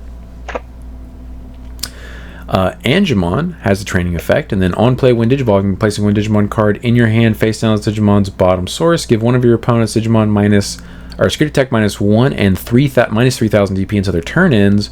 On deletion inheritable, if you have 3 or fewer security cards, recover +1. I mean, it's okay. I like the art. I like it's like realism and stuff. It's pretty cool. Yeah, the art's cool. Yeah. This isn't awful because it's premium DP reduction. Yeah, I mean. Yeah, but you're not gonna have room for this. Yeah. But What are if you you're gonna cut? Secret Angemon or Angemon, and then Gatomon? Like, where you find the room for it? Yeah, I agree. I think we would have to get some really good cards to replace what we currently have in Angels, and this is a decent effect, but yeah, it's not powerful enough in my opinion. All right, Sean, say the thing. Oh, it's obviously Yellow Vaccine because it's an Angel. Yeah. Kokeshimon, when Digivolving / on deletion by trashing one card in your hand, one of your opponent's Digimon gets minus 4,000 DP for the turn. Inheritable opponent's turn, once per turn, one of your opponent's Digimon attacks by deleting one of your other Digimon in that attack. I mean, the ending the attack because is still pretty good because you have the old tamer set up. You can just play new bodies out. Also, being able to pop your familiar tokens minuses your opponent's Digimon by 3,000 DP. Yeah, exactly. Still cool. So I don't think. Yeah, it's pretty neat effect. I know Ben is coping and excited. He's so stoked, dude. He's like Cinderella is. He's not even gonna say it's finally good because he refuses to admit that it's not good now. But he's gonna say it's even better. Yeah, it's even better. Nanimon, end of your turn once per turn by placing 3 Digimon cards with the version 4 trait from your trash face down to Digimon's bottom sources. It may digivolve into a Digimon card with a version 4 trait in the hand or trash. Doesn't even say without paying the cost. And then inheritable, your turn, all of your opponent's Digimon get minus 3,000 DP. It's a bad card. Doesn't even reduce the cost. What's the point of that? Nope. What is the point of that? Yeah, that's awful. I just love how he's getting all those Digimon wasted. Yeah, he is. No, it's hot sauce. Sloshed, and he has lipstick on. His lips are super red. It looks like he's wearing lipstick. Bro, that's clearly hot sauce. That is just strictly on. That is lipstick, my guy. There's no way that's not lipstick. No, it's just his lips. Maybe his lips are just that red, Sean. Jeez Louise. That's the same color as his gloves, dude. Yeah, they ran out of other color in their digital art book. They're just like, no, whatever. Just those ran out of ink. Those aren't gloves. That's his skin. Oh that's yeah, true. Yeah, that is his flesh because that's how Digimon works. Unimon has training effect and then when Digivolving / when attacking once per turn by placing 1 card in your hand face down to Digimon's bottom source. If you have as many or fewer security cards as Digimon has face down sources, recover +1. Inheritable when attacking once per turn. One of your opponent's Digimon gets minus 2,000 DP for the turn. Bad card is bad. Yeah, it's a Yellow Vaccine, but yeah, this is awful. Thanks. Andromon, yeah. Yep. Here we go. This beautiful chibi art. On play / when Digivolving, placing 1 Digimon card from your trash face down to Digimon's bottom source. One of your opponent's Digimon gets minus 3,000 DP until their turn ends. It further gets minus 2,000 DP for each of this Digimon's face down sources. Inheritable is Blocker. This is a Yellow Vaccine. Thank you. Yeah, this is, I think, one of the first cards that's getting cut from Machinimon. I just don't see any value playing at this. Because the older machine... You disagree? No, I was just going to say, I agree. I think this is going to find a home in other decks. Oh, yeah, it'll be in other decks. But in Machinimon, it doesn't get played because we already have enough inheritables with Blocker. And it's... I mean, I guess if you're playing, this version of the deck, you'll play this. But, I mean, I'm not going to because I don't need any of the face-down cards. I'd rather my effects be, usable. So the other Machinimon or Andromon is just better in my opinion, Yeah. So. Minus 5,000 premium DP is pretty lit though. It is pretty good. Yo, it's pretty good. Imagine. So hear me out, right? You have a Rapidmon on the field. Oh my god. You Evo into this feller. You minus 5k to something, and then you Evo Rapid X on top of it. Assuming that it doesn't immediately die, if they swing, your Rapid X has Blocker. Pretty good. Pretty good. Edamon, when any of your version 3 Digimon would Digivolve into this card, for each of their face down sources, reduce the Evo cost by 1, security attack +1. This is the payoff to the guy tucking 3 sources. That's being able to evo into this guy for free, basically, but that's awful. I'm sorry, it evos into him for 1. My dog just farted, dude. It stinks so bad. Jesus, just hit me in the face. She doesn't even. It's like a silent but deadly, and she doesn't even like move. My eyes are melting. I can't read. I'm dying. It's like she doesn't even acknowledge that it happened. But the fact you have to go from Nani into this specifically, like it doesn't. Oh yeah, it's awful. Any other card? It's awful. I'm sure there's a lore reason, but yeah, this is really bad. I mean, I'm assuming you also have multiple face downs already, because if you're building the stack up. Oh, I guess. So you can evo into him for 0, potentially. Cool, yeah. I guess. When Digivolving /when attacking once per turn by trashing this Digimon's bottom face down source, recover +1. All turns inheritable once per turn when your security attack is removed from one of your opponent's Digimon gets minus 4,000 DP for the turn. I guess. I mean, at least it's all turns for the inheritable. Yeah, this is a puppet trait, so you can play this in puppets. Ben may already be thinking about this. I have no idea. He's probably just playing the central line or whatever. Yeah, he's probably just playing the new stuff. Yeah, Karakuru and whatnot. Yeah, Karakurumon on play when Digivolving by deleting one of your tokens or other puppet trait Digimon. This Digimon may Digivolve into a Digimon card with the puppet trait in the hand without paying the cost. Inheritable all turns once per turn when this Digimon will leave the battle area other than by your effects by deleting one of your tokens or other puppet trait Digimon it doesn't leave. I do like how they specified your effects. Like, they made sure you couldn't cheese it. Yeah, that would have been pretty broken if you could trigger it yourself, because your puppets are going to be minusing DP to your opponent. Yeah. Yep. Well, I was going to say, you could, like, delete one of your dudes, but then prevent it from leaving, and then it's, like, a whole thing. Yeah, it'd be a shame if, like, you didn't have any other puppets on the field to protect yourself with, you know? Yeah, it'd be a shame if somebody just cleared your board. Yeah, it'd be a real shame. Then we have Kaguyamon. Kaguya. Okay. All turns, all of your tokens and puppetry Digimon gain Alliance and Blocker.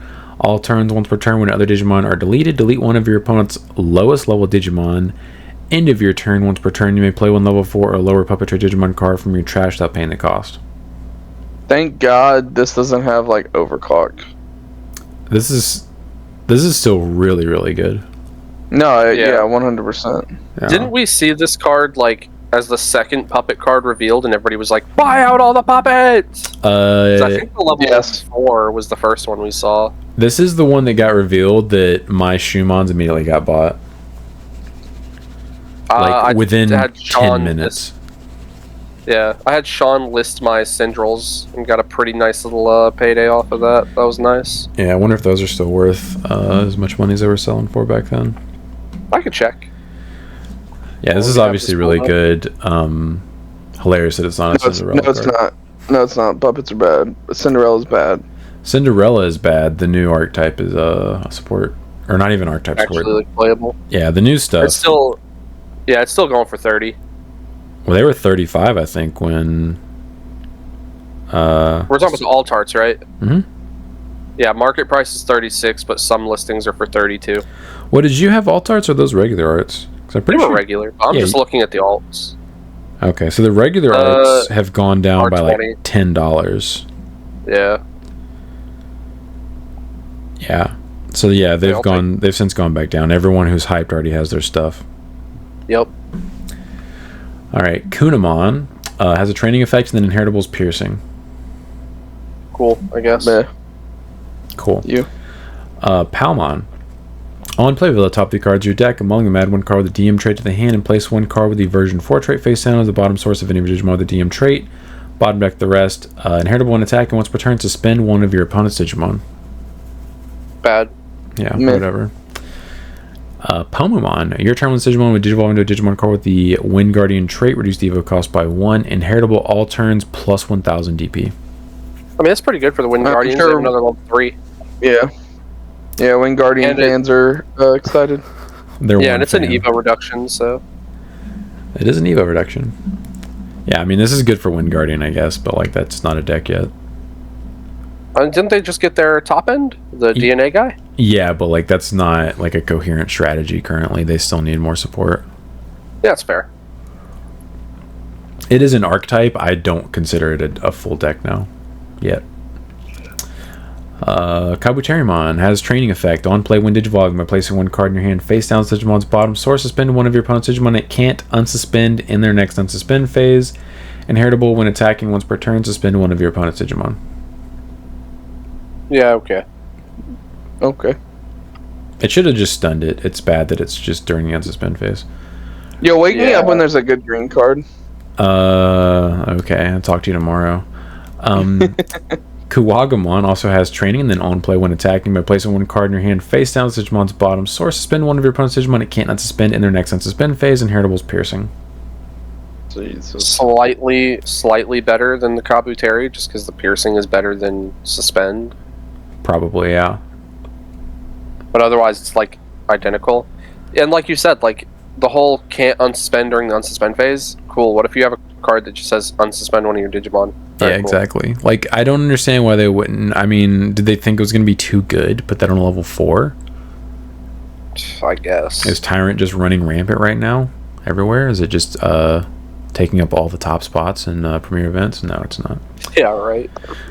Dark Tyrannomon has a training effect, and then on play, when Digivolving, may place one card in your hand face down to Digimon's bottom. Source. For each of the Digimon's face down sources, spin one of your opponent's Digimon. Then one of your Digimon may attack your opponent's Digimon. Inheritable, on deletion, suspend one of your opponent's Digimon or Tamers. It's cool, I guess. So this is Dynamon specifically support, huh? Yeah. Right, yeah, Chris? probably. That way you can still suspend Dynamon. Chris is asleep right now, waiting for a good green card to be revealed. Yeah, I don't blame you. Like, the worst part is, like, the on deletion, it deletes something suspended. Like, you're hoping your dude dies just so you can out something? It doesn't delete something suspended, it suspends something. Suspend something. Oh my god, it's even worse. You have to have a Dynamon on top of this to make use of that. So dumb. Yeah. Parasaurmon, blocker, and then all turns once return when Digimon suspends. Suspend one of your opponent's Digimon. Inheritable, all turns plus 1000 DP. This could have potentially seen play if this was printed in, like, BT4. Blockers were obsolete in BT4. It would have had to be 1.5 format. 1.5 format, yeah. Because that was BT4 like, was Yellow War Greymon. Yeah. If, like, we would have had an early blocker that also suspended something when he blocked, that actually would have seen play. It would have been pretty good. Yeah, this would have been a really good anti-Rookie Rush card, because you could have just hard slammed this for 5 in any color and been like, I can basically stop 2 attacks. Yeah. But, hey, we're in, like, 30 sets of the game. Yeah. Now, please stop. This card sucks. X-Tyrannomon has Fortitude, and then on play, when Digivolving, suspend one of your opponent's Digimon. Then by trashing this Digimon's bottom face-down card, return one of your opponent's suspended Digimon with the lowest DP to the hand. Inheritable, all turns, once per turn, Digimon deletes your opponent's Digimon in battle, trash your top security card. There it is. Oh my god. Yeah, these cards are bad, dude. Yeah. They're so bad. This set is so trash, dude. Dude, I'm gonna be lighting so much money on fire by buying just one box. Yeah, I'm buying a singular box, and anything I need, I'm just buying singles. Unless I happen to just so happen to pull Altar, Altaress, Alt Art, Matt and Ty, my box has been set on fire. I mean, you could pull an SP, theoretically. Yeah, fair. Well, I just know with the EX sets, you're, like, guaranteed 3 top-end hits. They've been moving that around. I don't even know what the ratios are now, if they're not going to change them again.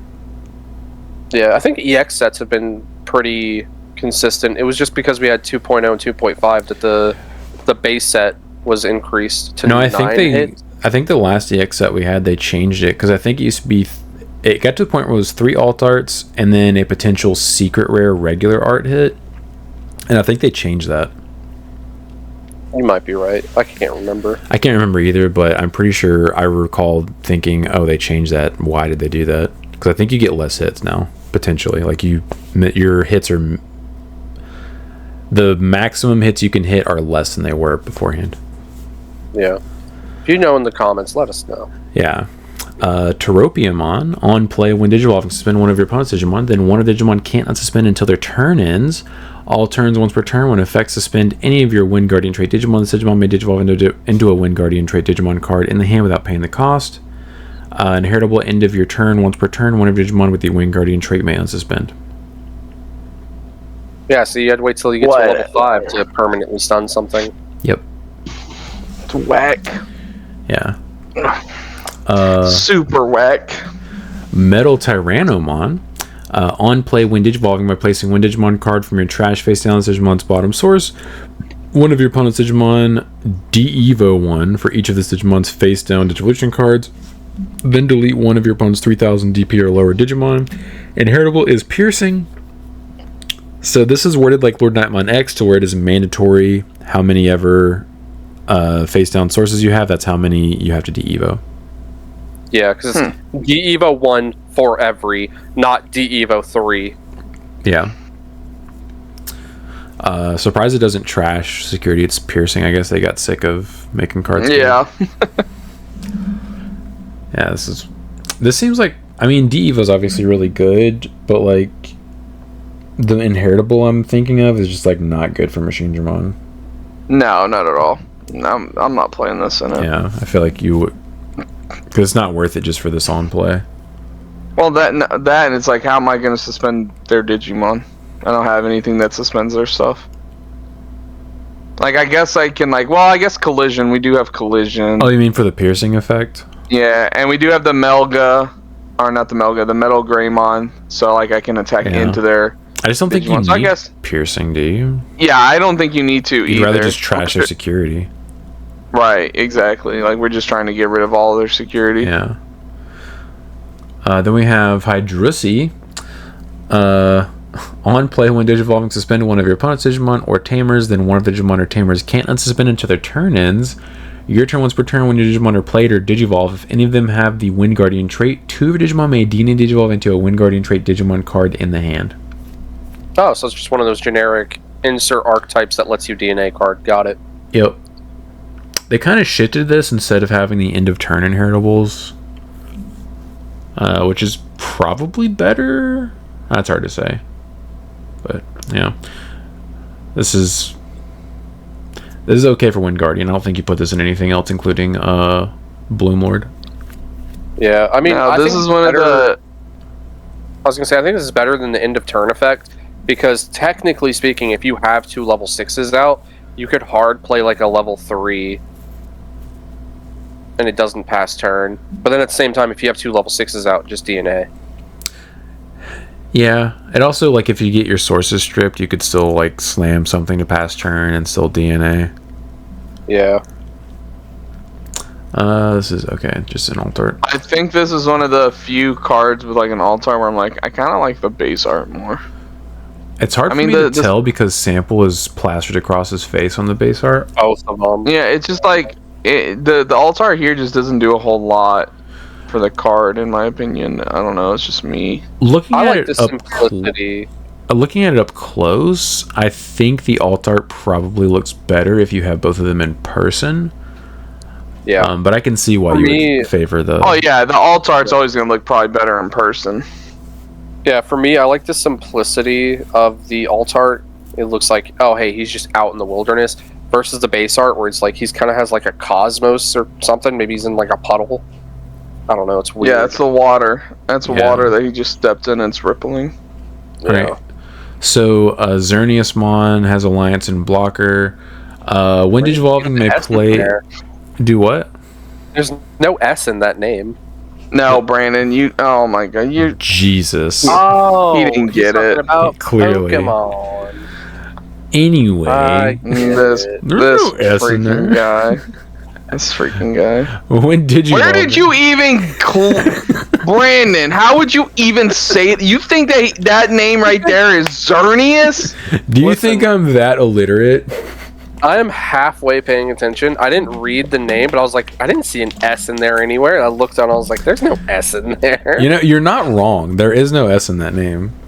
Well, all right, continue with your stupid joke, I guess. You kind of ruined it. But when Digivolving, you may play one play cost 7 or lower Wind Guardian trait Digimon card from your hand without paying the cost. Then if DNA Digivolving, you may return up to 2 of your opponent's Digimon to the bottom of the deck. All turns once per turn, when any of your Wind Guardian trait Digimon would leave the battle area other than in battle, you may play one play cost 7 or lower Wind Guardian trait card from your hand without paying the cost.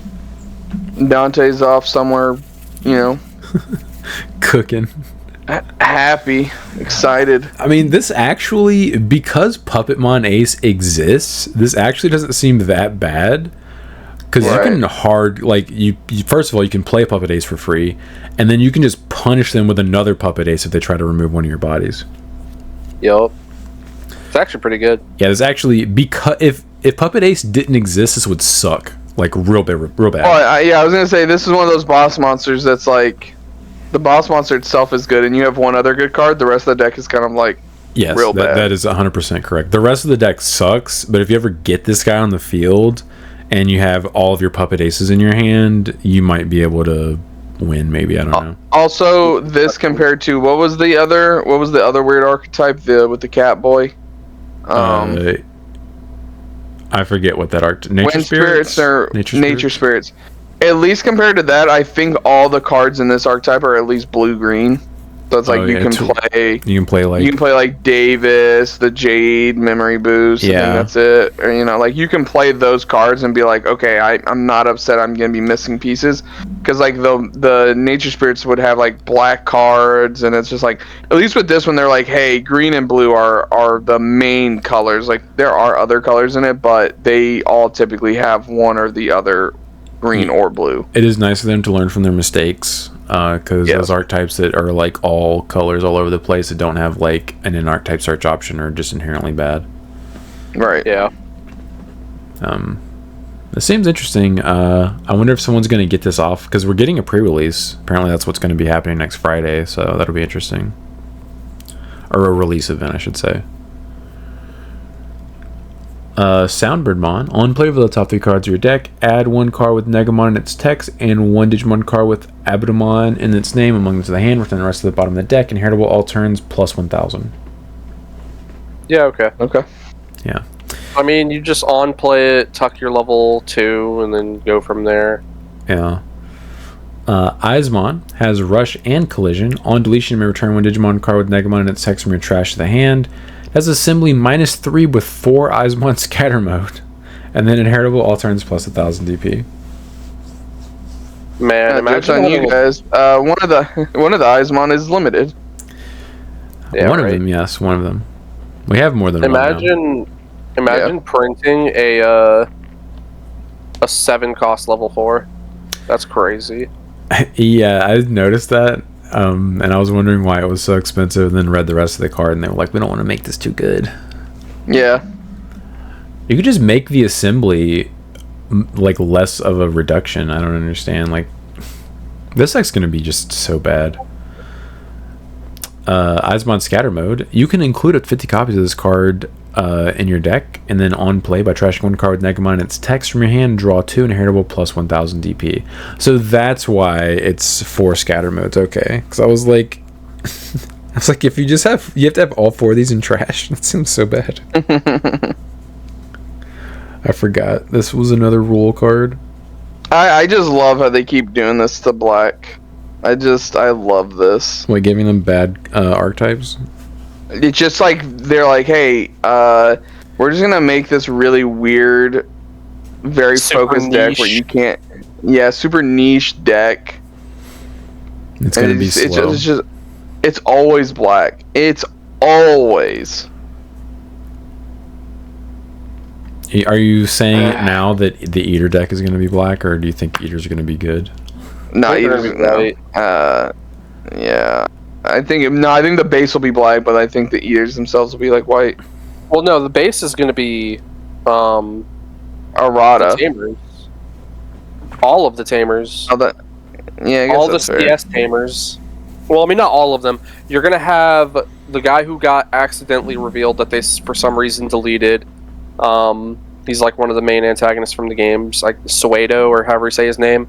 And then you have Arata and Yuko, because you're gonna have Eater Adam and Eater Eve. So I don't think the entire base of the deck is gonna be black. I think it's gonna be white, like Drazel. We will see. We shall see. We shall see indeed. Sukamon. End of your turn once per turn by placing 3 Digimon cards, the version 3 trait from your trash face down as Digimon's bottom source. It may digivolve into a Digimon card with a version 3 trait in the hand or trash. Inheritable's blocker. Cool. Okay. Yeah. Numemon. End of your turn, once per turn, by placing 3 Digimon cards of version 1 trait from your trash face down to Digimon's bottom sources. It may digivolve into Digimon card the version 1 trait in the hand or trash. Doesn't say without paying its cost. Inheritable blocker. Yeah. Okay. These cards suck so I'm bad. getting kind of tired. I'm getting kind of tired of this set. It's so bad. Monochromon. Training. And then on play, when attacking, and placing 1 card in your hand face down as Digimon's bottom source. Devo 1 of your opponent's Digimon. Inheritable blocker. Yeah. All right. Cool. This actually. Evo's cool. Yeah, this actually isn't that bad on its surface. D-Evo on a level 4, and it doesn't require any setup. You just do it from your hand. Oh, never mind. It's You're going neg 1 to do it's an on-player when attacking effect. I apologize. This is bad. Yeah, it's not as good as you think it was. Thought it was a when That's what I'm digivolving. Yeah. No. I mean, it's a neg 1 to go on top of that anyway, because you go into it, you swing, you tuck a card just to D-Evo. You're going neg. That actually wouldn't have been that bad. I don't know. You wouldn't have played it in anything besides these archetypes, but like a level 4 that could do that on when digivolving wouldn't be awful. The play is because of the Koromon. Because remember, the Koromon's also when attacking, so you'd be able to go into your level 5 while swinging. It's not good, but that's the play they're obviously trying to push. Trash. This is version 4. This is supposed to go with. It better not be Tanemon. It is. Yep. It better not be. Are you serious? Yep. Tanemon is the version 4. So what is the point? Oh my god, they couldn't even get it right. That is a great question, Brandon. The world may never know. We're way too focused on a bad card right now. We are. Raramon, end of your turn, once per turn, by placing 3 Digimon cards of version 5 trait from your trash face down as Digimon's bottom sources. It may digivolve into a Digimon card with the version 5 trait in the hand or trash. Doesn't say without paying its cost. And inheritable on deletion, D-Evo 1 of your opponent's Digimon. Okay. Remember when they had Raramon is what? Yeah, remember when wait. they printed cards like the bees and heavy metal, where they're like, "Hey, you get to do this stuff from alternate places." Oh, cool! Do I get to do it for cheaper? No. Nope. So why do I get to do it? Because you can do it from an alternate place. Because you can do it. God, quit being dumb. Imagine they did that for like a whole set. That's crazy. Yeah. Mamamon has Collision, and then on play when digivolving, reveal the top 3 cards of your deck. You may play 1 play cost 4 or lower DM trait card among them without paying the cost. For each of this Digimon's face down sources, add 1 of this effect's play cost maximum, return the rest to the bottom of the deck. Inheritable when attacking, once per turn, D-Evo 1. Cool.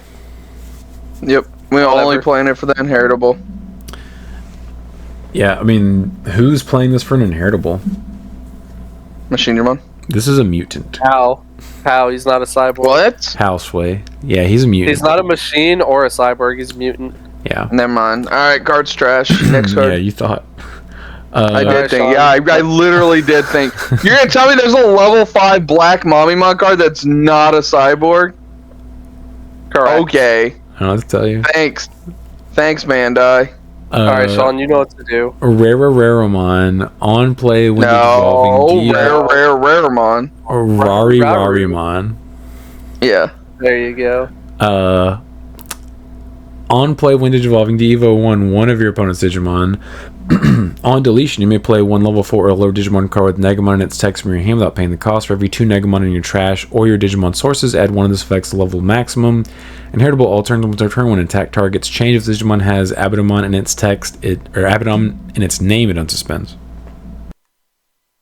Wait, this is the level 5 for that deck? Yes, apparently this is a Negamon card. Yes. Oh, okay. I completely forgot that. I did too. So it's bad. What a weird level 5 for that archetype.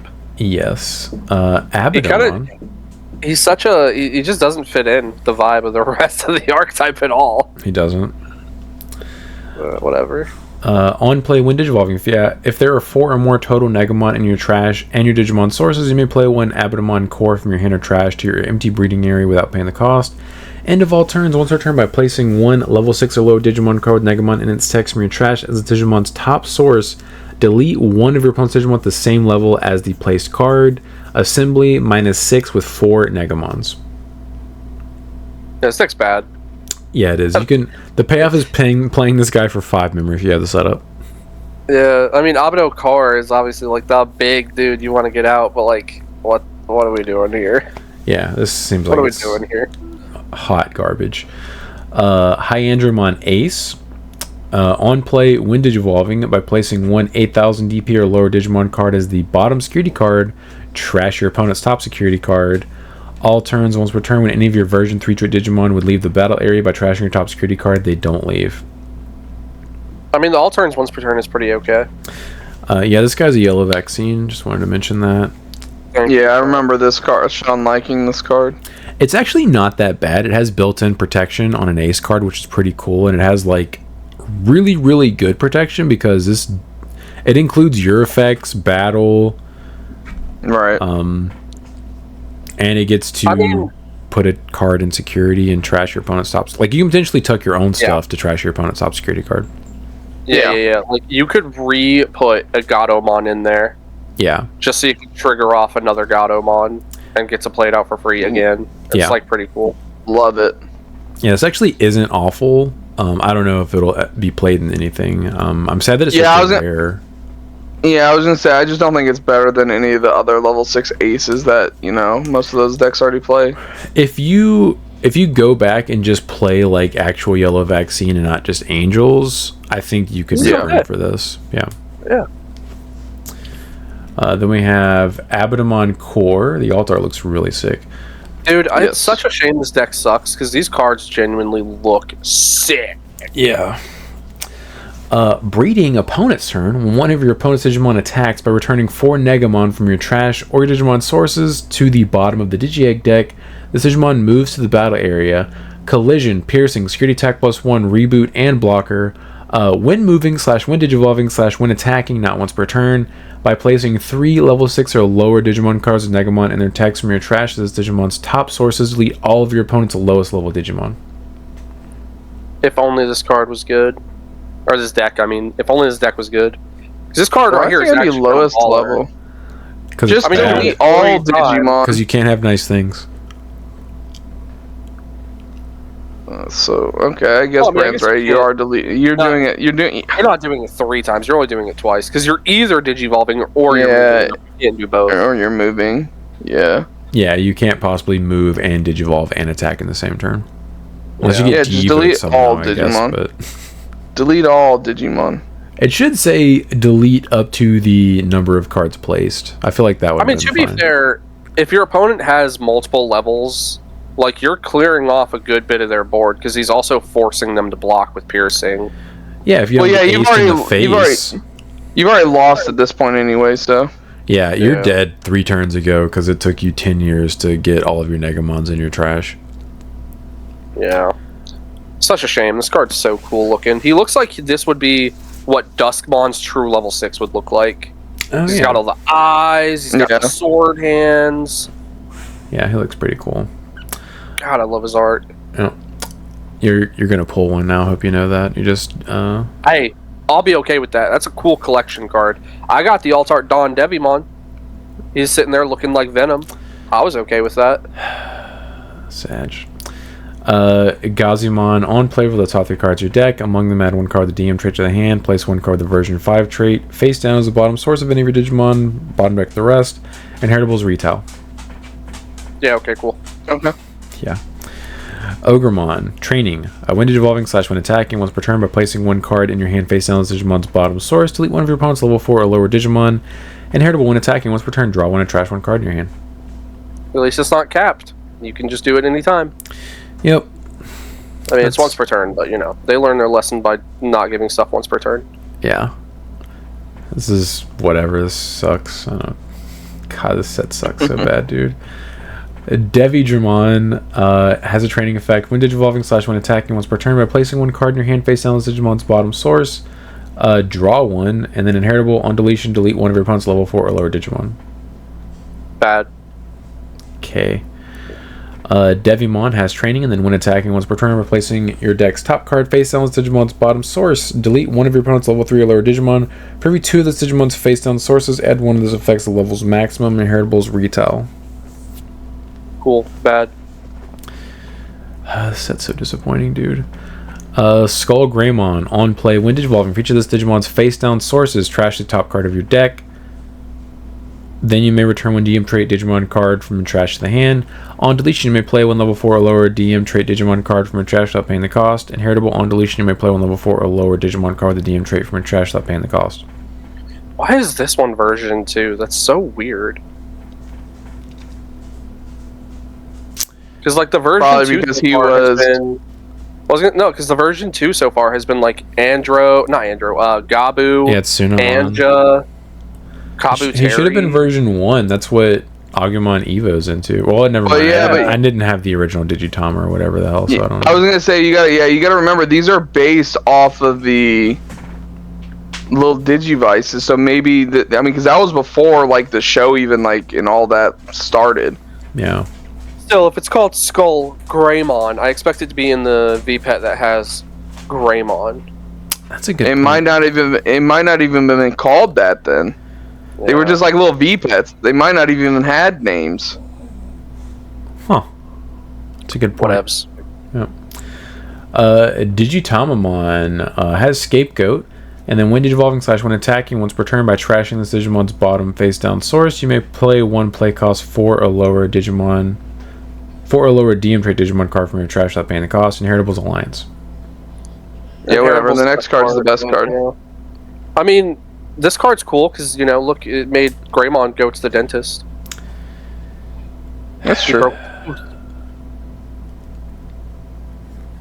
Megadramon. On play, when Digivolving, replacing one Digimon card from your trash face down as Digimon's bottom source. Delete 2 of your opponent's play cost 4 or lower Digimon. For each of the Digimon's face down sources, add one of this effect's play cost maximum. End of attack once per turn inheritable by unsuspending this Digimon. Delete one of your Digimon at the lowest level. Yeah, this is how I kill you with Machine Dramon now. That's pretty good. Yeah, it's pretty It's good. very good. OTK, It's like- OTK, you die. The more of these you put under, the more you can just do ignorant stuff. So this is like guaranteed the most expensive card in the set, huh?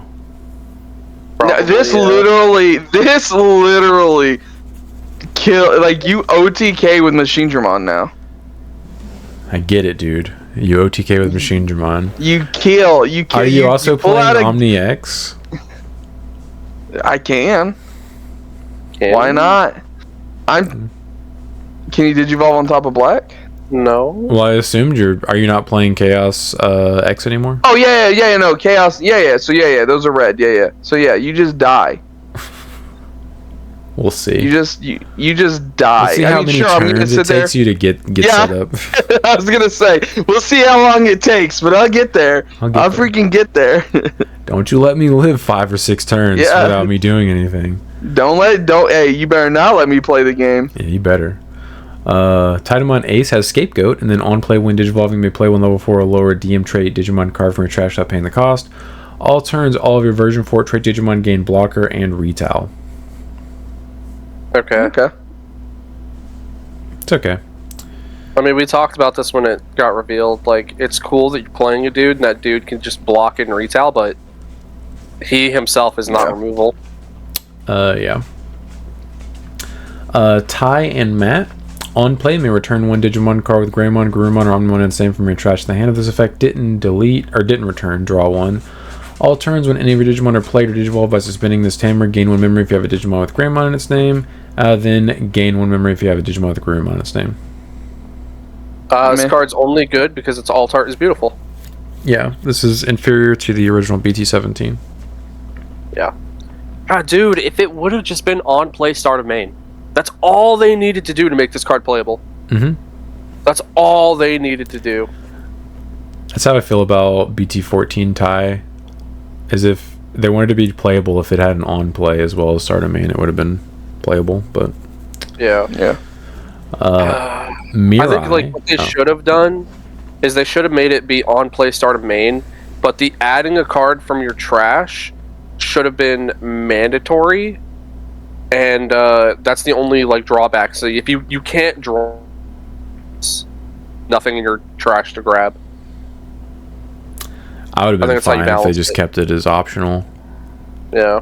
Well, I'm trying to like balance it so it's not just a permanent draw. I mean, you're every playing a like, combo every turn. deck. I feel like just having the ability to get more cards in your hand is probably for the best. Yeah, agreed.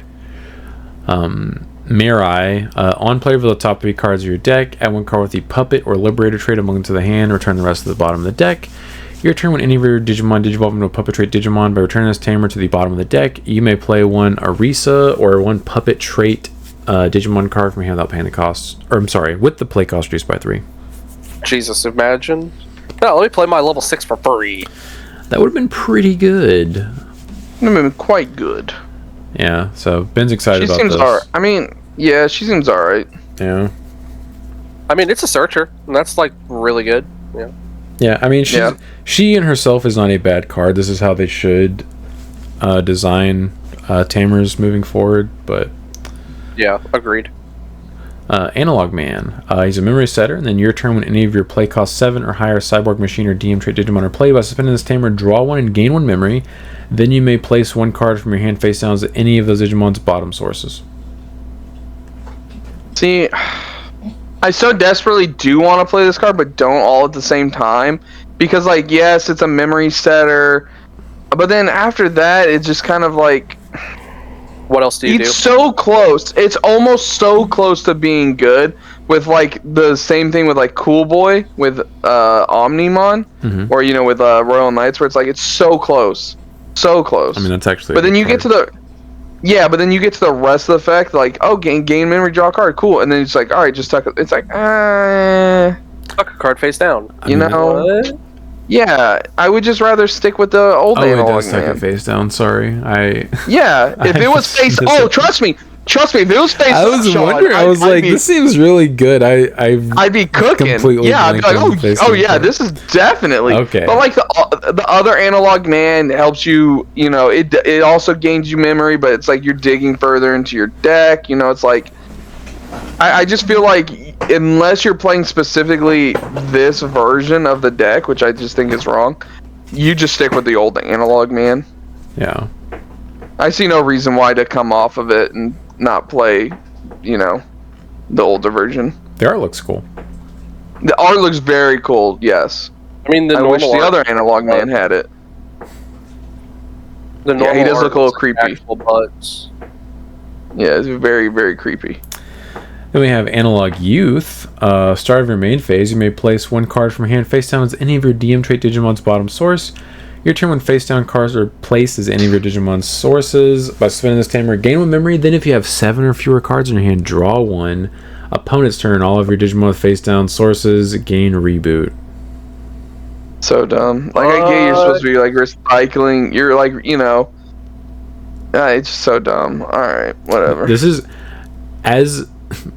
As old as the game is now, this card is really, really bad. Yes. You get no benefit immediately from playing it.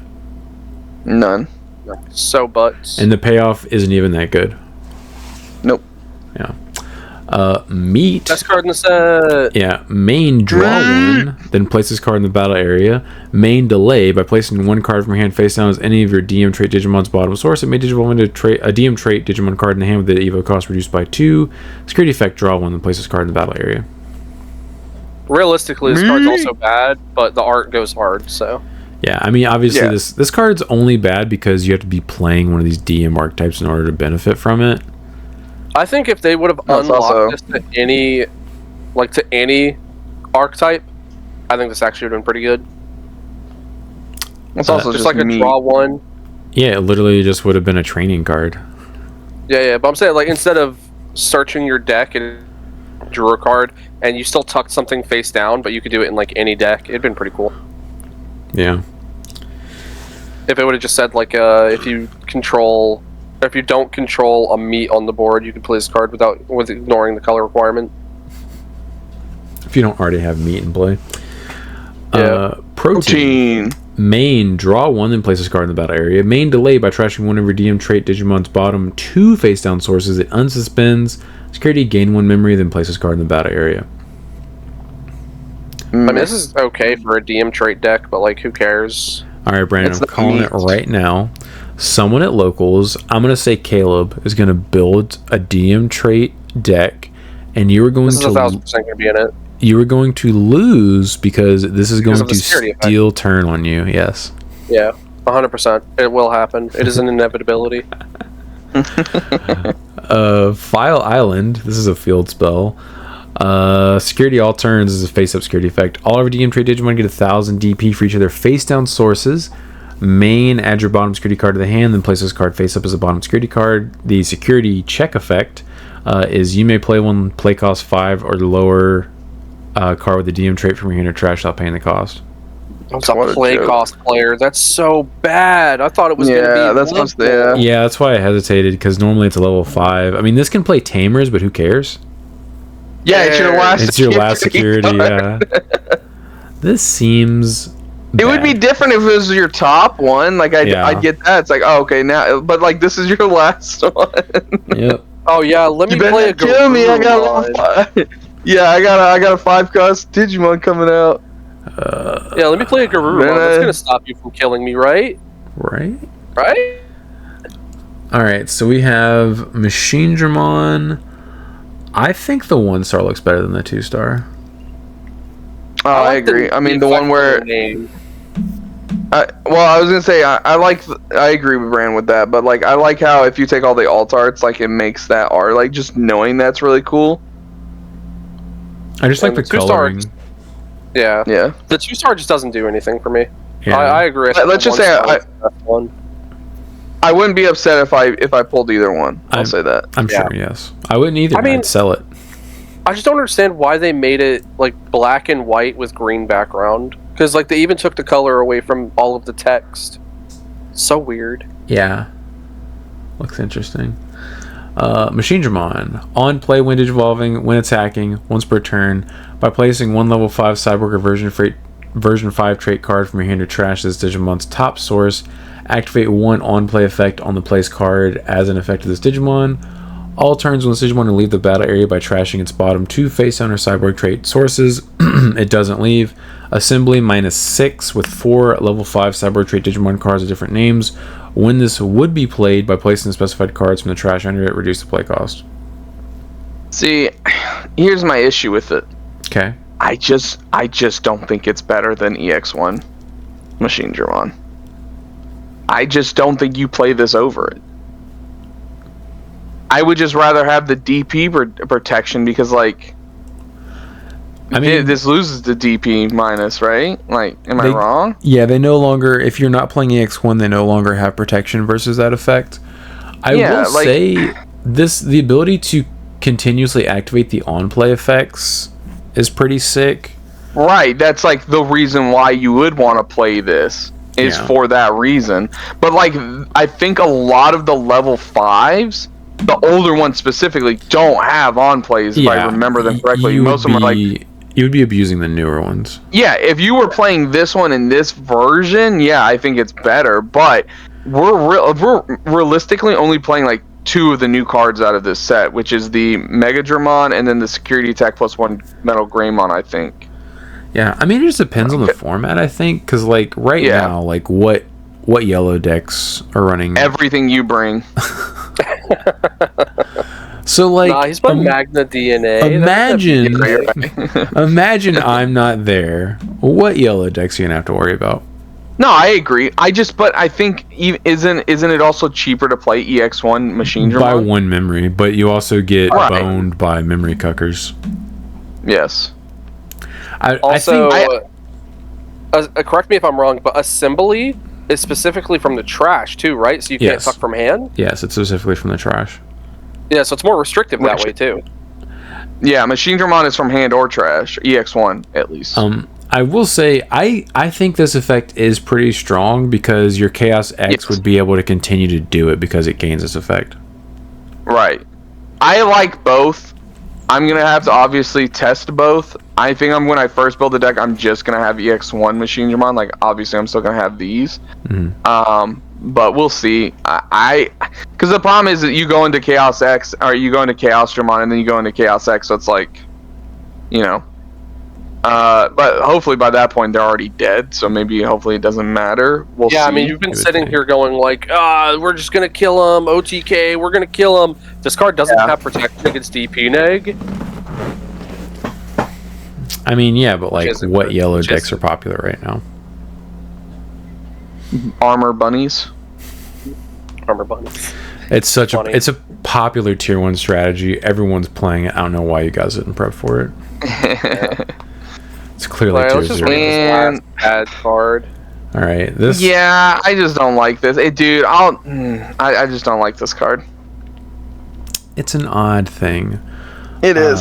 Chimeramon has rush and security attack +1. On play, when digivolving, you may place 1 level 4 or lower DM trait Digimon card from your trash as Digimon's top source. Then delete one of your opponent's Digimon with the same color as any of the Digimon sources.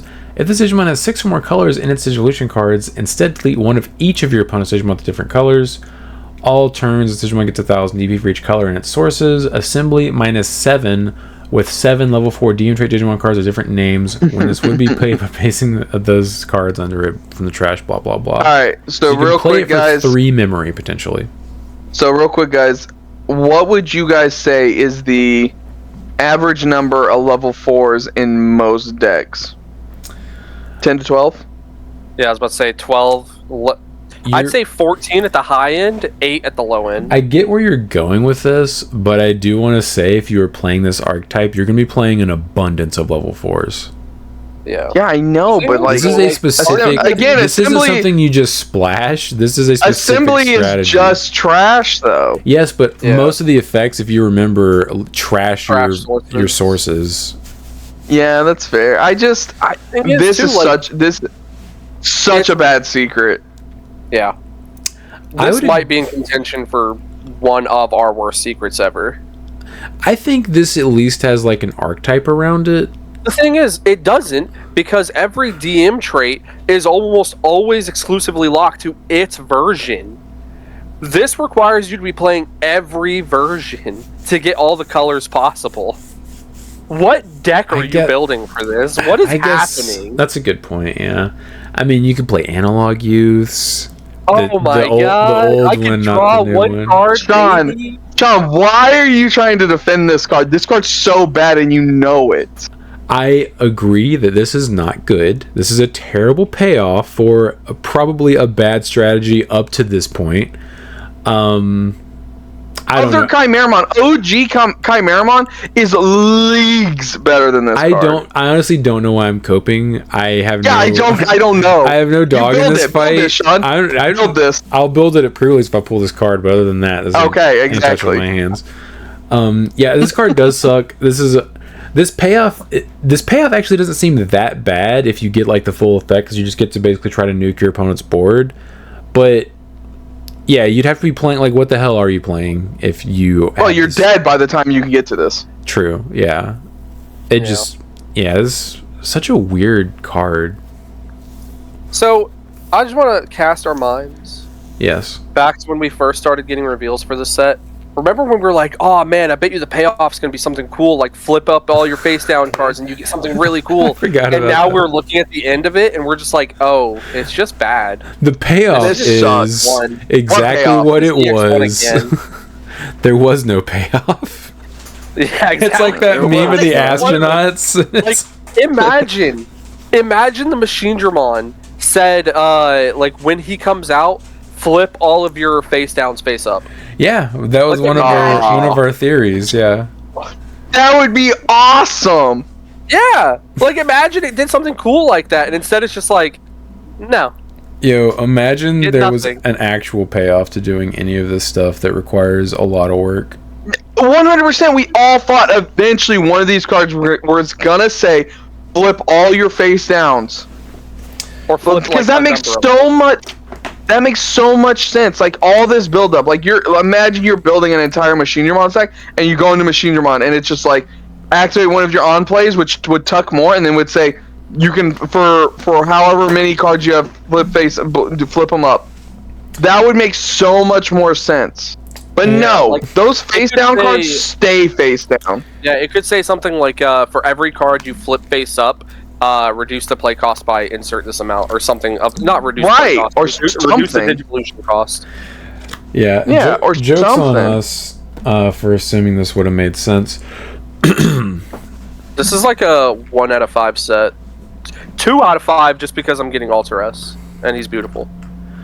No, literally, this is EX1 all over again, where there is only like 5 cards that are like gonna keep this in the entire set. I think the puppets are good. Unfortunately, Other than that, the Machine Dramon like the stuff Sag seems and the pretty good. yeah, Sag, Alterus, the Blitz, the Crest, and the Alter S. Yeah, and Randomly, Garu Tribal actually got some okay. That was odd, but This yes. This is 100% a set where if someone asks me, hey, should I buy this set? No, you just buy the individual cards you want. Buy singles. I mean, that's true for basically Yes. any set, actually. Buying singles is yes. usually always the best idea. But like, if someone's like, should I invest in this? No, don't invest in this set. No. Which is unfortunate because you should never be saying that. You should be like, yeah, support. No, but like, If I It's wasn't, sad set. if I didn't open a box on the channel for every set, I would not be buying a box of this set. yeah, I normally buy 2 boxes a set, but like this one, I'm seriously sitting here, I'm like, do I even want to? Like, if I didn't also want to play Alter S and was like, hey, we need to open some of these to get some of these cards, I wouldn't. Like, I don't know how expensive the Alter S, like, Altar is going to be. Otherwise, I probably wouldn't even attempt to buy a box. Out the gate, it's going to be, but outside of SPs, the most expensive card in the set, I would guess. Oh, guaranteed. Exactly. Such a bad... That plus the Machine Dramon will be the most expensive cards in the whole set. Mm-hmm. Just because Machine Dramon's a secret and people like Machine Dramon. Yes. Machine Dramon Copers. Yes. Yeah. Ben's I mean, it's not even up for pre-sale at the Ben's going to moment. want these. Yeah. Ben, you can have mine for 2-star Machine Dramons. Only 2. Or SP level 5s. Or yeah, that's my price, bud. Sorry. I'm disappointed that the only SPs in the set are the 4 Machine Dramon level 5s. Right. Yeah, that's what I'm saying. Exactly. Is it 4? 1... Andromon, Megadramon, Metal Mamimon, and then Metal Tyrannomon, yes. And then Machine Dramon's the other. 2. Yeah, so base art pre-sale of Alter S is currently $20, but I expect that to go down to like 10. No, it's 5. There's 5 SPs. Yes. Metal Gray, Metal Mammy. Then you have Andro. Some people would say Metal Greymon's also a Machine Dramon one. Then you have... He is, what? Yeah. So they're all just for Machine Dramon. They are. Yeah, it's just 5 SPs for Machine Dramon. And then Machine Dramon's the only 2-star in the set. Yeah, this set sucks, dude. I'm so disappointed. Like, we had go comment questions. Such high hopes. Yeah. Yeah, I mean, you get Alter S in it. I mean, at least you guys have like at least a card. You guys can be like, I don't even know if it's going to be that exciting for me because I think it's probably going to be best played on Surface without me actually testing anything. Yeah, it's going to be best utilized in an archetype I don't really like playing. Oh, Adventure? Yeah. Or Omni DNA. It's better in that deck too. Oh, because being able to spit out the 2 level 6s with the Miraculous on the board is just so good. You now have a permanent offense and a decent defense. I'm offended. Well, I mean, I say defense. It's pretty good. Yeah. The case tournament started about half an hour ago, so Ben is currently playing in round 1. Good luck, Benjamin. Good luck, Ben. Good luck, Ben. All right, comment questions. Goatboy TM4676, thank you for being a channel member. Sean, do you still have that Ghost for Omnimon from BT1? Was watching some old videos and was curious. You bet your sweet ass I still have that card. You better show it. Put it on camera. Do it right now. Do it for the Vine. I got it. He's got it up on a plaque. He's got it up on a plaque on the wall. Drawer.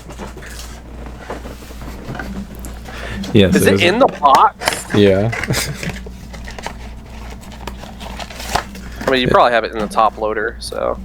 It's been in a penny sleeve, top loader, and whatever this is, a dust protector or whatever, since the day I pulled it. Nice. Beautiful. It's only like $300 now. It's not bad. Yeah, there's no reason for me to sell it at that price. Like, I would have probably considered it if it continued to go up and was like over 2K, but I have no reason to sell it for $300. But yes, I still have this. I have considered getting my own copy just so I could have it, because it is beautiful. It is really pretty. But yeah, 300 is just a bit much for me. I don't feel like, I mean, it's just pure collection card. It's like people who buy like base set one Charizard. Like, cool, I guess. Yeah, if the game goes long enough, I think this card will end up being very expensive. But as it stands, it's nowhere near worth a price that I would be willing to sell. It's just not worth it. Yeah, I forget about it because it's, out of sight, out of mind. Yeah. I think if I ever played a deck that played BT1 Omni, I would consider putting it in there just because. But other than that, yeah, I have no reason to pull it out. Fair enough. Benjamin Wiseman 6567. I was playing Magnex with Partition as soon as it came out. I could see right away combining the two strongest cards in the set. Pyojimon and Magnex was a good idea. Kudos to Sean on getting a bill with which he's content and doing fairly well. Also, I'm looking forward to seeing Sean play Bloomlord. It's my favorite deck and still is fantastic as long as your opponent doesn't have aces. Are you the one who caused the Agitarmon pre-release buyout? Did I cause one? I mean, I just bought 4 of them. There may not have been that many on the market. Yeah. I'm going to look now. He's made me curious. Yeah, I would have considered Magnet DNA in BT16 if Magnet Vaccine wasn't so busted. Yeah. Because that's just so much better, dude. I wish I could have full power Magnavax back. Give it back, dude. Agitarmon. Let's see. I bought 4 of them because I didn't own any. Yeah, I bought 4. I bought 4. Let's see, how long ago? What day is today? I bought 4 9 days ago, and then 2 days ago, someone else bought 4. So now the cheapest, the cheapest is about $16 right now, and there's only 7 copies total listed. I got mine for $10 a piece, basically. It was one of the most expensive cards in the set. Or the deck, I mean. Yeah, I finally got a list that I like. I still haven't put it on the channel because I might be playing it in this regional that's going to be coming up next Saturday. And the mirror match is not fun. So I would rather avoid that and not popularize the deck. But once this next regional passes, I'll put it up on the channel because it doesn't change with EX9, obviously, because that set's a joke. Yeah. And Bloom, I will be playing Bloom Tuesday. Ideally, I can record my matches so I can post them. If not, I'll just have to play it the following week since we're going to have a release event next Friday. And then those matches go up. Justin So 8231, did you hear that GameStop is going to be selling less games and will shift to selling TCGs? This proves that TCGs are games of the future. I think they're just more profitable. I think it's just Pokemon. No, they sell Digimon cards at GameStop. No, I know, but like Pokemon scalpers. Yeah, I mean that excites me. The more, because I mean, you're not losing any money on TCGs because it's not like a customer can come back in and trade it in and give them free money. Like, you open the cards and you literally pay them for like the graded cards and stuff like that. Like, yeah, no takesy backsies. Yeah. Yeah, the more places that sell Digimon TCG, the better. Yeah, reminds me, I was at the mall like last week or the week before, and Box Lunch just had a whole bunch of BT21. Really? Yeah, and those little center little displays that have like the blind bags and stuff like that, just like a whole stack of BT21. How much were they? I have no idea. Probably like above retail because it's box lunch, and for some reason it's like expensive there. I would have looked. Yeah, I was in box lunch like a month ago, and I always like look around. Whenever I'm in a nerd shop, I'm scanning the whole time. Yeah. I mean, they've had like actual Digimon merch a couple times. It's been nice. Yeah. Jim the Kid. I was thinking the new Melga and Wargrey could be interesting techs in Alteres because they Digi on in-name. I know you can't spit them out via Alteres effect, but it could be a potential one-cost Evo that could warp a rookie. You might have out on board at some point too to basically have extra Bionic at DNA. If you use the new Alteres, you can 1000% spit them out. The old Alteres you cannot. Okay, that's what he must have mixed. I was like, you can. Yeah, the old Alteres is specific. Yeah, the new Alteres you can spit out any Greymon in name, which is really good. Yeah. I mean, very good. My biggest issues with the new Melga, new Wargrey, is neither of them are on plays. Like, you are forced to Digivolve both of them. Like, sure, it is in a vacuum a cheaper play because you're Digivolving for 6 instead of hard playing for 8, and then potentially getting 2 memory back from the Tamer. You have to have both level 3s on the board to begin with. Not a huge issue, I guess, if you have multiple Nokias on the board, but yeah. If, ands, buts, and whats, you know. Chemical Chocobo. We should have a buy Brandon counter for every time his internet dies or Discord drops him. Bro, I almost got through a whole episode without it happening, and it just happened like 2 minutes ago. It's so stupid. Oh, did it? I didn't even notice. Yeah, you were in the middle of the middle of your Bloom Lord question. Oh, okay.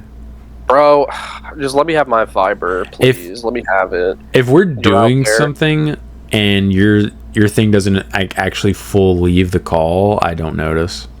I full left the call like a second ago. Oh, Jesus, dude. I'm not paying attention. I need to eat lunch. He also said at 135.12, the layout of Omnimon's colors is the French flag, but Mirror didn't know Omnimon was fluent in surrender. He's telling your opponent to surrender. I mean, the BT21 Omnimon's okay. He's not that great. Yeah. Compared to our other options we currently have available for a DNA Omni. Dat Jedi, dude. Can we get that fish list you guys were talking about? It's on the channel. Also, no, because Josh is disappearing for an unspecified amount of time again. Like, he changed a couple of cards since then, but like his original list from a couple months ago is on the channel. Just tell him to go put a comment on the deck profile with a pin, and you can pin it with the changes. It's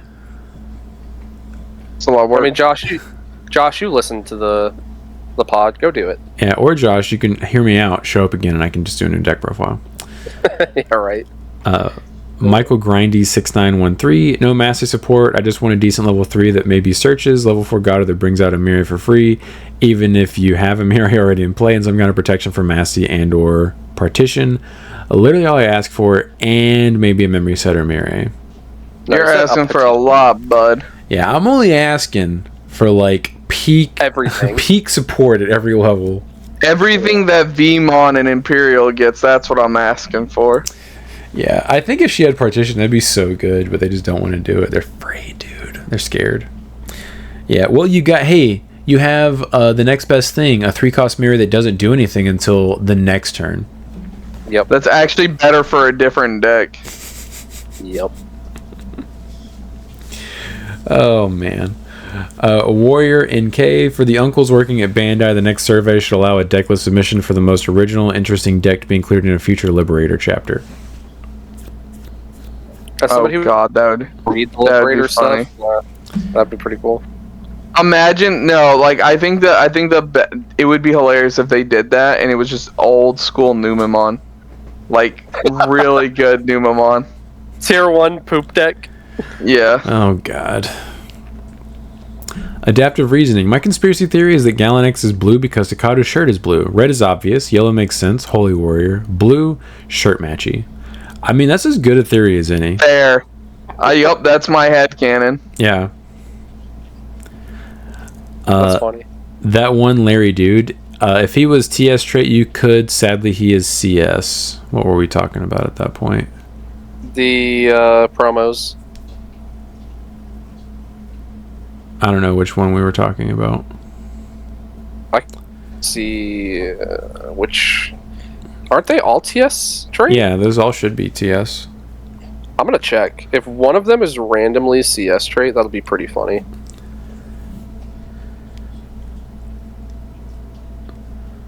I mean, I guess I could have just... Yeah, I would have assumed they were all TS trait just because, but... Oh, I can't find... I can't see these. They're not in the website thingy either. It's fine. .dev. We'll just have to relook at those. Bussy Destroyer. Platinum Numamon, the GOAT, him plus Tactician USBs made the CS duology actually playable. I couldn't imagine manual grinding for Demon Lord or Royal Knight without them. Yep. Maybe if I ever pick that game back up because the tutorial took 10 years, I'll find out. Or you could just play it on the Nintendo Switch where you put your Digimon in the farm, put the Switch in rest mode, and because the clock is still going, you just get infinite level 99s overnight. Maybe. How much is it for the Switch? I can just let you borrow mine. I haven't been playing them in like a year. Oh, okay. It comes with both games too. I might It just do completely that. lets you circumvent the grind entirely. It's pretty sick. That's good. I might do that because, like, my PS5 is connected to the TV in our living room, and that's the TV my wife primarily watches. So, like, if I had it for the Switch, I could just be like, you know, Play it whenever. yeah. Right.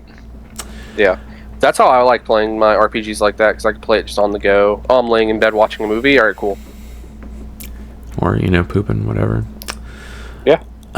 Tony Pino 18. Not to beat a dead horse, as I figured I am wrong in which one is better, but the new tie and mat is worded slightly different than the old one, as the old one says one of your Digimon and the new one says when any of your Digimon. The new one is also all turns opposed from your turn, and it's not once per turn. Edit. You caught me, guys. LOL. So delete your comment. Yeah. Let's see. Green Hill Mario. I won't talk too much about each fish card themselves, just mention the important thing to me of Ryugu being a 3-cost Evo is its most important function with the card pool available to the deck. Mainly Promo Yao. Evo Reduction Sengo does reduce new Marine Bull Evo, so 4-cost level 6 for a late game card that isn't difficult to create the game state for. In my experience, is honestly not bad.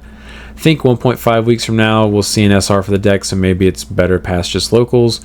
Playing the deck, I'm honestly a little sad though. I'm more trying to build the deck as a slightly optimized roleplay deck. BT7, Buka, Metal Sea Ace, Aegis. But even in Archetype, the deck advertises Aqua Control on the webcomic page, really ain't a control deck. What even would a control version of the deck look like, y'all think?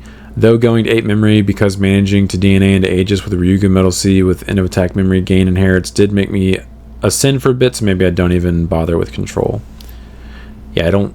Control decks are unless you like can actually control decks are bad in our game.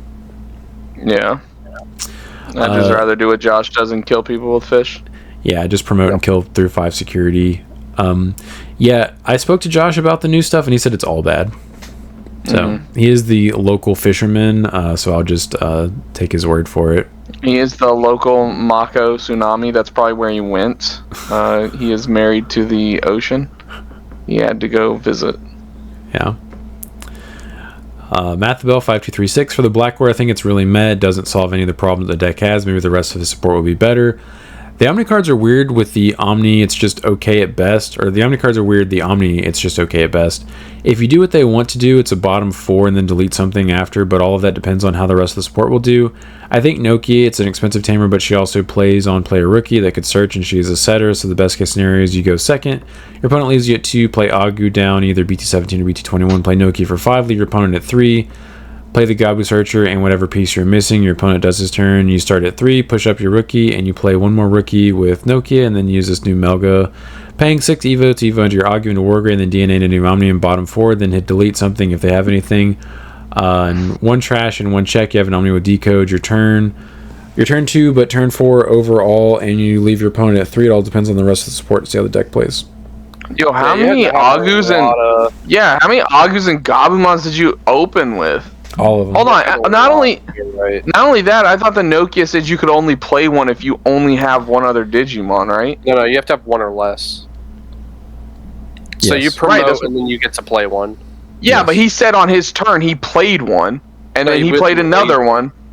He went in the raising. Oh, in the raising? Yeah. Okay. Like, I'm still, like, damn. To do that turn 2, you actually have to open 2 level 3s, 2 level 6s, the Omni and the Tamer. And Yo, you're that's drawing, what, hand. 2 or 3 cards. And I feel like doing it proactively is not as good as doing it reactively. Yeah. I do agree, though. The Black Ore is men doesn't solve any of the problems the deck already had. Well, he's talking about old Black War, not medieval Black War, Greymon. Yeah, because we never got medieval Black Ore because they hate us. I told you it was going to happen. I told you you're setting yourself up for disappointment. I believe they can still do it. It's so funny, too, because you were like, oh, but he's the pack art, guys. He should have been good. And I'm just looking over at BT21, and the main guy on the pack art is a uncommon card. It's the Metal Greymon for Adventure. Oh, yeah, it is. So dumb, dude. The pack art card is almost never. He like, wasn't the even a rare. It's very secret rare, dude. Yeah, he's just a super. So stupid. Yeah, most of the times the pack arts are supers. I mean, look at BT11. It's 3 rookies. I don't even remember what BT11 pack art looks like. Oh, it's like it's the Biomon, the Agumon, and I think the Gaomon. I think. Probably. Yeah, it's just 3 rookies. Amateurish author 2202. Karimi doesn't say ignoring evolution conditions, so she can't warp into any of the existing Alphamons. It will have to be specifically the new Alphamon that has her as an alternate Evo. That is a great point. I didn't even realize that. So she can only That's Evo bad. into whatever we haven't seen yet. The That's why- CS Great Alpha Yeah. that we haven't seen yet. And he's going to have an alternate Evo. He's going to have a black box that says Evo on top of this tamer. Yo. Oh, that's bad. Yes, it is. Guy Marco 6419. Thank you for being a channel member. Hi Sean, I'm going to buy a Royal Knight deck and I don't have enough money to buy 4 medieval. You have something else that I can play instead of the medieval? I responded and said I definitely play the new promo Gallantmon if you have those. He said I wish it's expensive as well. And I said you could play some of the Lord Nightmon that play level 4 or lower from trash. It lets you recycle the Omegamons. I also play Wargrowl Ace to answer, Floodgates. floodgate cards. Yeah, you could. I I don't mean, that think, card's dirt cheap. I don't think those floodgates are not that popular. Like, No, they're not, but I'm just like looking for cards to replace medieval with. yeah, I mean, I guess that's fair, but I would just rather it be something that like actually like progresses your game state rather than that's like going to be a dead card in your hand most of the time. I prefer to build Royal Knights acting as if the floodgates don't exist, because I feel like if you tech your deck out for floodgates, all the games you would have won that your opponent never saw a floodgate, you end up losing a lot of those because you end up with a handful of floodgate removal and not like cards that actually like progress your game state. IMHO, just after having built that deck, it just feels really bad drawing all those cards and then your opponent never puts a floodgate on the field.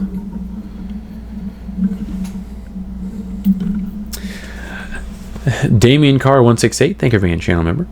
This one's going to be so funny if you're just listening to the podcast. It's going to make no sense when you hear it as a sentence. That is true. They would be right if it said when one of your Digimon is played or Digivolves. In that case, if 2 Digimon were played, it wouldn't work. They unfortunately fell into the trap of 1 versus 1. 1 means exactly 1, and 1 means any. 1 does not equal 1 in Digimon maths. So Damien's explaining, he's a judge, that the number 1, like the number 1 versus Spelled out. the word 1 written out. Yeah. So this is another translation thing. That's why I always like whenever Ben's a stickler for like wording, I'm like, we're lucky if the text even makes sense on the card, unfortunately. So like we can't really rely on the wording to be even exact or accurate. Stares at Dragar sideways. Yeah. And he says, thankfully they have more or less stopped using one spelled out to mean any, and now actually use the word any, which obviously that does help clarify things. Yeah. So you only find this quirk on the older cards, so the new tie and mat have the more updated and English-friendly wording. Thank you for the clarification on that, Damien. Yeah. So, in simple terms, if your card had the number 1, it had to specifically be 1. But if it said 1 spelled out, it could encapsulate any, everything. basically. Yeah. Yeah, it means any. Yeah, like you said. What are you doing? Farting in your room, apparently. My best. Go lay down. No. She's so nosy. She just comes in and sniffs everything. That was the last question. She just wants to be involved, man. She does. I'm so hungry. I'm so freaking hungry. I'm hungry too. I'm gonna make some lunch once we get done. I ate before we started, so I'm... Well, I ate too, but it's been like 3 hours. 3 hours. It's been like 4.5 hours. It's been 4 hours. Yeah, it's been about 4 or 5 since I've eaten. Yeah, it's been 4 plus for me since I've eaten. And I don't eat a big breakfast. It's like I'm hungry. Yeah. Nope. Alright, well, I'll wrap us up and get us out of here. So we go about our days. Sweet. Excellent. Alright. Alright, peace out. See ya. See you guys later.